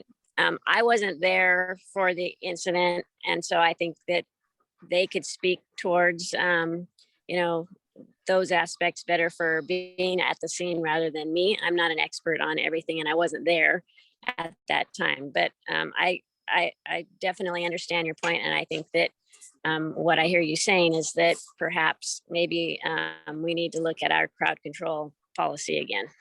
Or like I said, I really think that a different one would be good. So it's very specific. I think that kind of separating them, because I think that a separation would really make sense. Just consider that. Anyway, sorry. Sorry, you were going to say something? So some of this is, we hear a lot of talk about some of these de-escalation tactics and things. Our last legislative session launched the most police reform bills in the entire country, and a lot of them had to do with crowd control. And they require announcements via LRAD. They require us to provide specific directions to crowds. There's things here that are already in legislature or have been legislated that we have already placed into policy. And, you know, again, not to kind of keep coming back to the same thing. We're a learning agency. We're trying to learn from what happened the other night. And are there ways that we can always improve? Sure. But I have to be very candid, Bonnie. I think some of the things that you may have heard that night, as far as our lack of de-escalation, I think that we will find that potentially we did do some of those. That doesn't mean that we should not, and we will continue to revisit our crowd control policies, which is where the de-escalation should fall, in my opinion, just as you're saying, that prior to doing anything, these are some of the steps that we should try and some of the things that we should do. And one of the things that we're really working hard in this agency is we have gone away from wearing any type of riot gear. So when you see our officers deploying, generally they're not wearing riot gear, and we've moved our officers out onto bicycles in light clothing. And that's intentional to try to de-escalate our crowds before whatever happens. And we can also use the bikes as a really effective fence to really, in a non-threatening manner, control a crowd or move a crowd. So there's some things that we're already doing that we're trying to accomplish, but there's also things that we have to learn and improve upon, because the point, you know, and I think we can look at this scenario in a debrief. We're okay. Springfield shows up. They're already pre-dressed in some crowd control gear, riot type gear, and they do what they're trained to do. They approach, you know, in a formation, and you know, it may have been the wrong tempo or tenor for that type of crowd. So those are all things that we have to look at and evaluate, and we will. And, you know, that'll correspond into how do we adjust and how do we change for the next round and version of events. So there's some things that are happening. I think the de-escalation piece, if we were to do that, I think it needs to fall within some type of rules of engagement de-escalation within our crowd control policy, and then moved out that way. But those are all things that we can look at downrange. And, you know, it's going to take us a while to get through everything that happened the other night, because we haven't even looked at all the video yet. So we have a ton of things that we need to look at. We have a ton of reports we need to read. To my knowledge, at least at my level, we've not spoken with Springfield to kind of, you know, piece out and debrief what happened and then try to be better. So we need to. Yeah. Would it be helpful for me to submit what I debriefed or what I said during the public comment? I'd imagine, like, submit that so that you all have that, just like, this is the other view. So you can kind of see how, like, maybe like the events actually happened. You're like, oh, I see why they interpreted this way. Or, and then, you know, like, I think that would be helpful. But do you think it would be helpful? Well, I've read the article and I've looked at the photos. But this is my own interview of. Yeah, that would go through the auditor. Yeah, that would go through an auditor, right? Thank you, Commissioner Schreiber. Yeah, send it to the auditor. It'll come back around to us, and you know, it's always good to have. And I'm sure the auditor has some of those complaints, and we'll be interviewing some of the same people, so we may have actually the same information. So this is all. You're right. This is the kind of information. Like I can't go out and interview anybody. They're not going to talk to me. So getting some different perspectives is important. And you know, it's pretty rare, but this is a thing that we in law enforcement have to be cognizant of. We need to have that feedback, and whether it comes from a third party, we don't like to hear it. We need to have it. We need to listen to it, because some of it will go, I'm not so sure that's the way things went, you know. But some of it, we're going to get the perception and feeling of those that were there, and they're going to tell us things.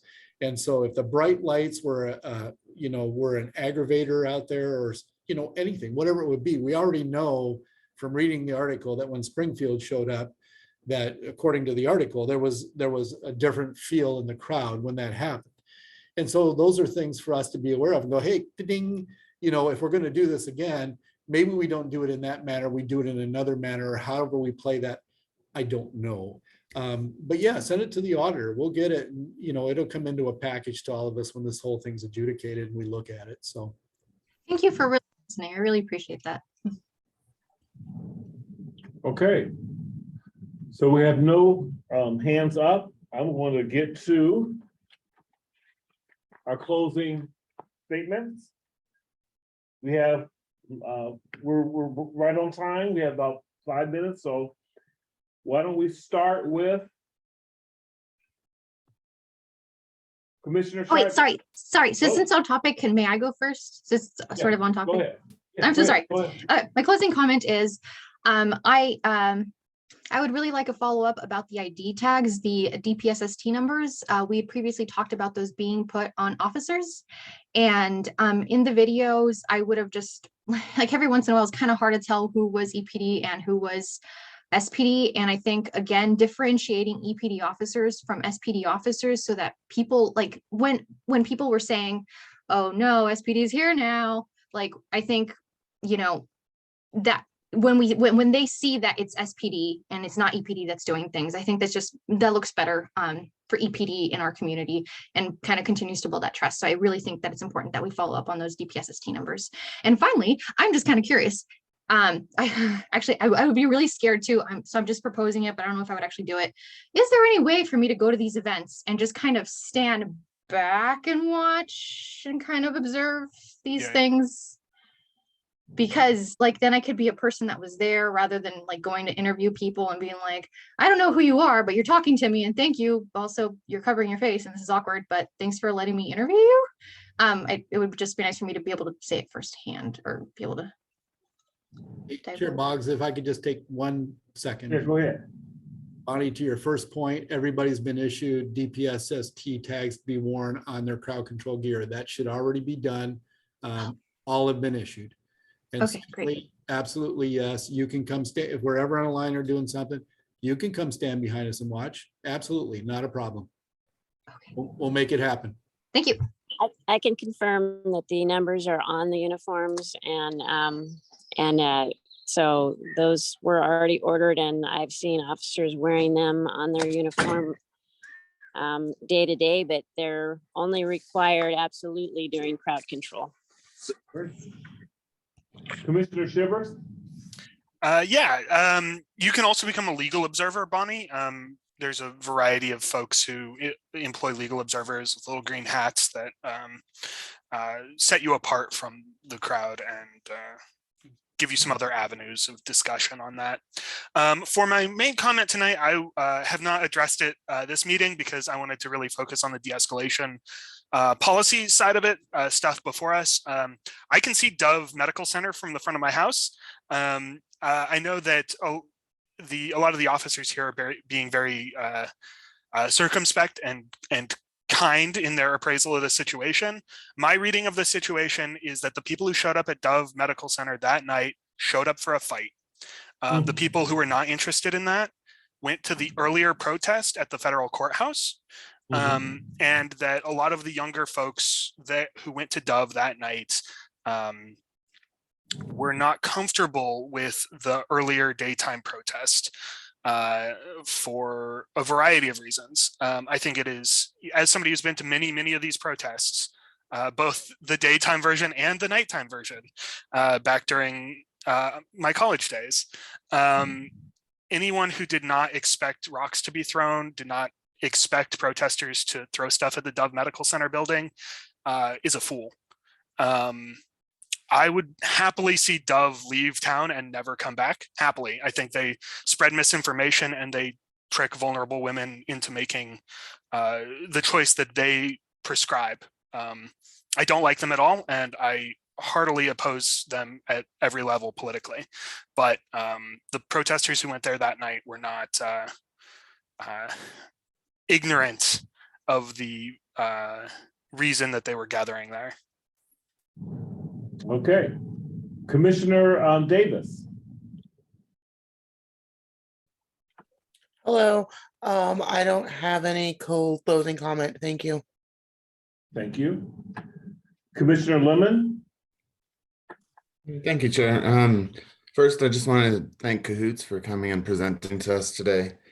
I also wanted to concur with Commissioner Shivers that even though Julie, you've done great work on that policy, but until it does say something along the lines of shall, it makes me very uncomfortable, because if citizens are held to that absolute standard, I think people who are representing and serving us should have to as well. And thank you, Bonnie, sorry, Vice Chair, for bringing up this whole Dove Clinic protest thing. I don't know too much to be able to comment about it, but just from seeing everything and having this conversation today, I think it really put a spotlight on gaps and showed opportunities for improvement going forward. And because, you know, the police board was also formed in response to an activist movement in the 90s, I think this should stay on our radar, and I would really encourage us to keep looking at this, looking at the crowd control aspect and also the mutual aid relationships, because that's, from my perspective, where things fell down. So I'll leave it there. Thank you. Commissioner Wimbrot. Yeah, I just wanted to say thank you so much to Robert and Henry from Cahoots for joining us, as well as Deputy Chief Adams, Captain Mozan, Sergeants Smith and Ware, and Officer Tester. We certainly had a lot of policy and operation questions tonight. Y'all didn't disappoint, and just always appreciate the patience and the insights that you share with us. Commissioner Wynn. Thank you, Mr. Chairman. It was great to see everyone here tonight. This meeting has been tremendously educational, packed with lots of information. I really appreciate Cahoot for coming to present. Thank you all for the great conversations. Have a great weekend. Councilor Zelenka. No, I don't have any further comment, given the time. Thanks. Thank you. Commissioner Lyman. Thank you. I will have a process question that someone can help me with offline after the meeting, which is, we had a policy review and I didn't, you have been saying, Mr. Chair, final review, and I'm just confused as to, we never did any action or did that. But what I really want to say is, very briefly, it was a tough week for police. That footage that came out of Uvalde was tough for everyone. I just want to say that in the over 20 years that I've worked with men and women like Captain Mozan and Sergeant Smith and of the Eugene Police Department, that I have never in all that time and today would ever imagine in a million years that we would ever face anything like that. And I am appreciative of that. In terms of the response, obviously we could face, and as we head into a couple of weeks of tense time, as Deputy Chief was very nonchalant about how he's going to sit back and relax. He's not going to sit back and relax. Everyone's going to work very hard for the next couple of weeks to keep us safe at this elevated time of threat. And I want to say that I appreciate that. So, and I appreciate having a seat at this table. Thank you. Thank you. And let's see here. I think we've gone through everyone, and lastly, there's me. So I just jotted down just a couple of little things, and I just want to make sure this is something to think about. You know, when we're going through all this stuff. The folk who were protesting, which is their right, that's fine, but they don't have a commission. They're not discussing. You know, I always look at accountability, and until I see their commission, we're talking about it. So the actions that the police have is going to always be this learning experience, because I haven't seen too many of these situations where there's been where we're coming to this meeting saying that was the perfect process. Everything was fine. No problems. Nothing was thrown, so forth. So as we look at these things, we have to say to ourselves, okay, put yourself sometimes in your uniform, and you also put yourself, you understand all the rights a person has as an American. So when you're asking, could I stand? I was saying, yeah, of course you can stand and for any protest.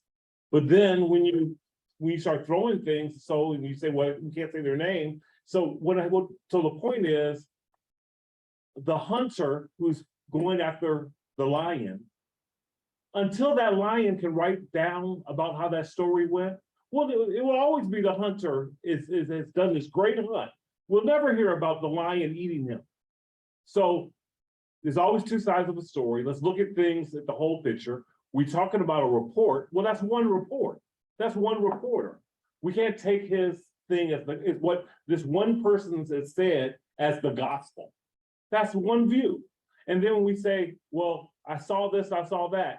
If you're talking about, I saw clips of videos, some of these videos can be doctored and a whole bunch of stuff. We watch movies, this is 2022. So unless you were just standing there and you're right there, you're looking at it, remember what you're watching, remember what you're reading, and then we come up with a policy. And Sean, just to let you know, great point. And she's going to bring that to the, and I'm hoping that we can come to some closure to that, because I 100% get you.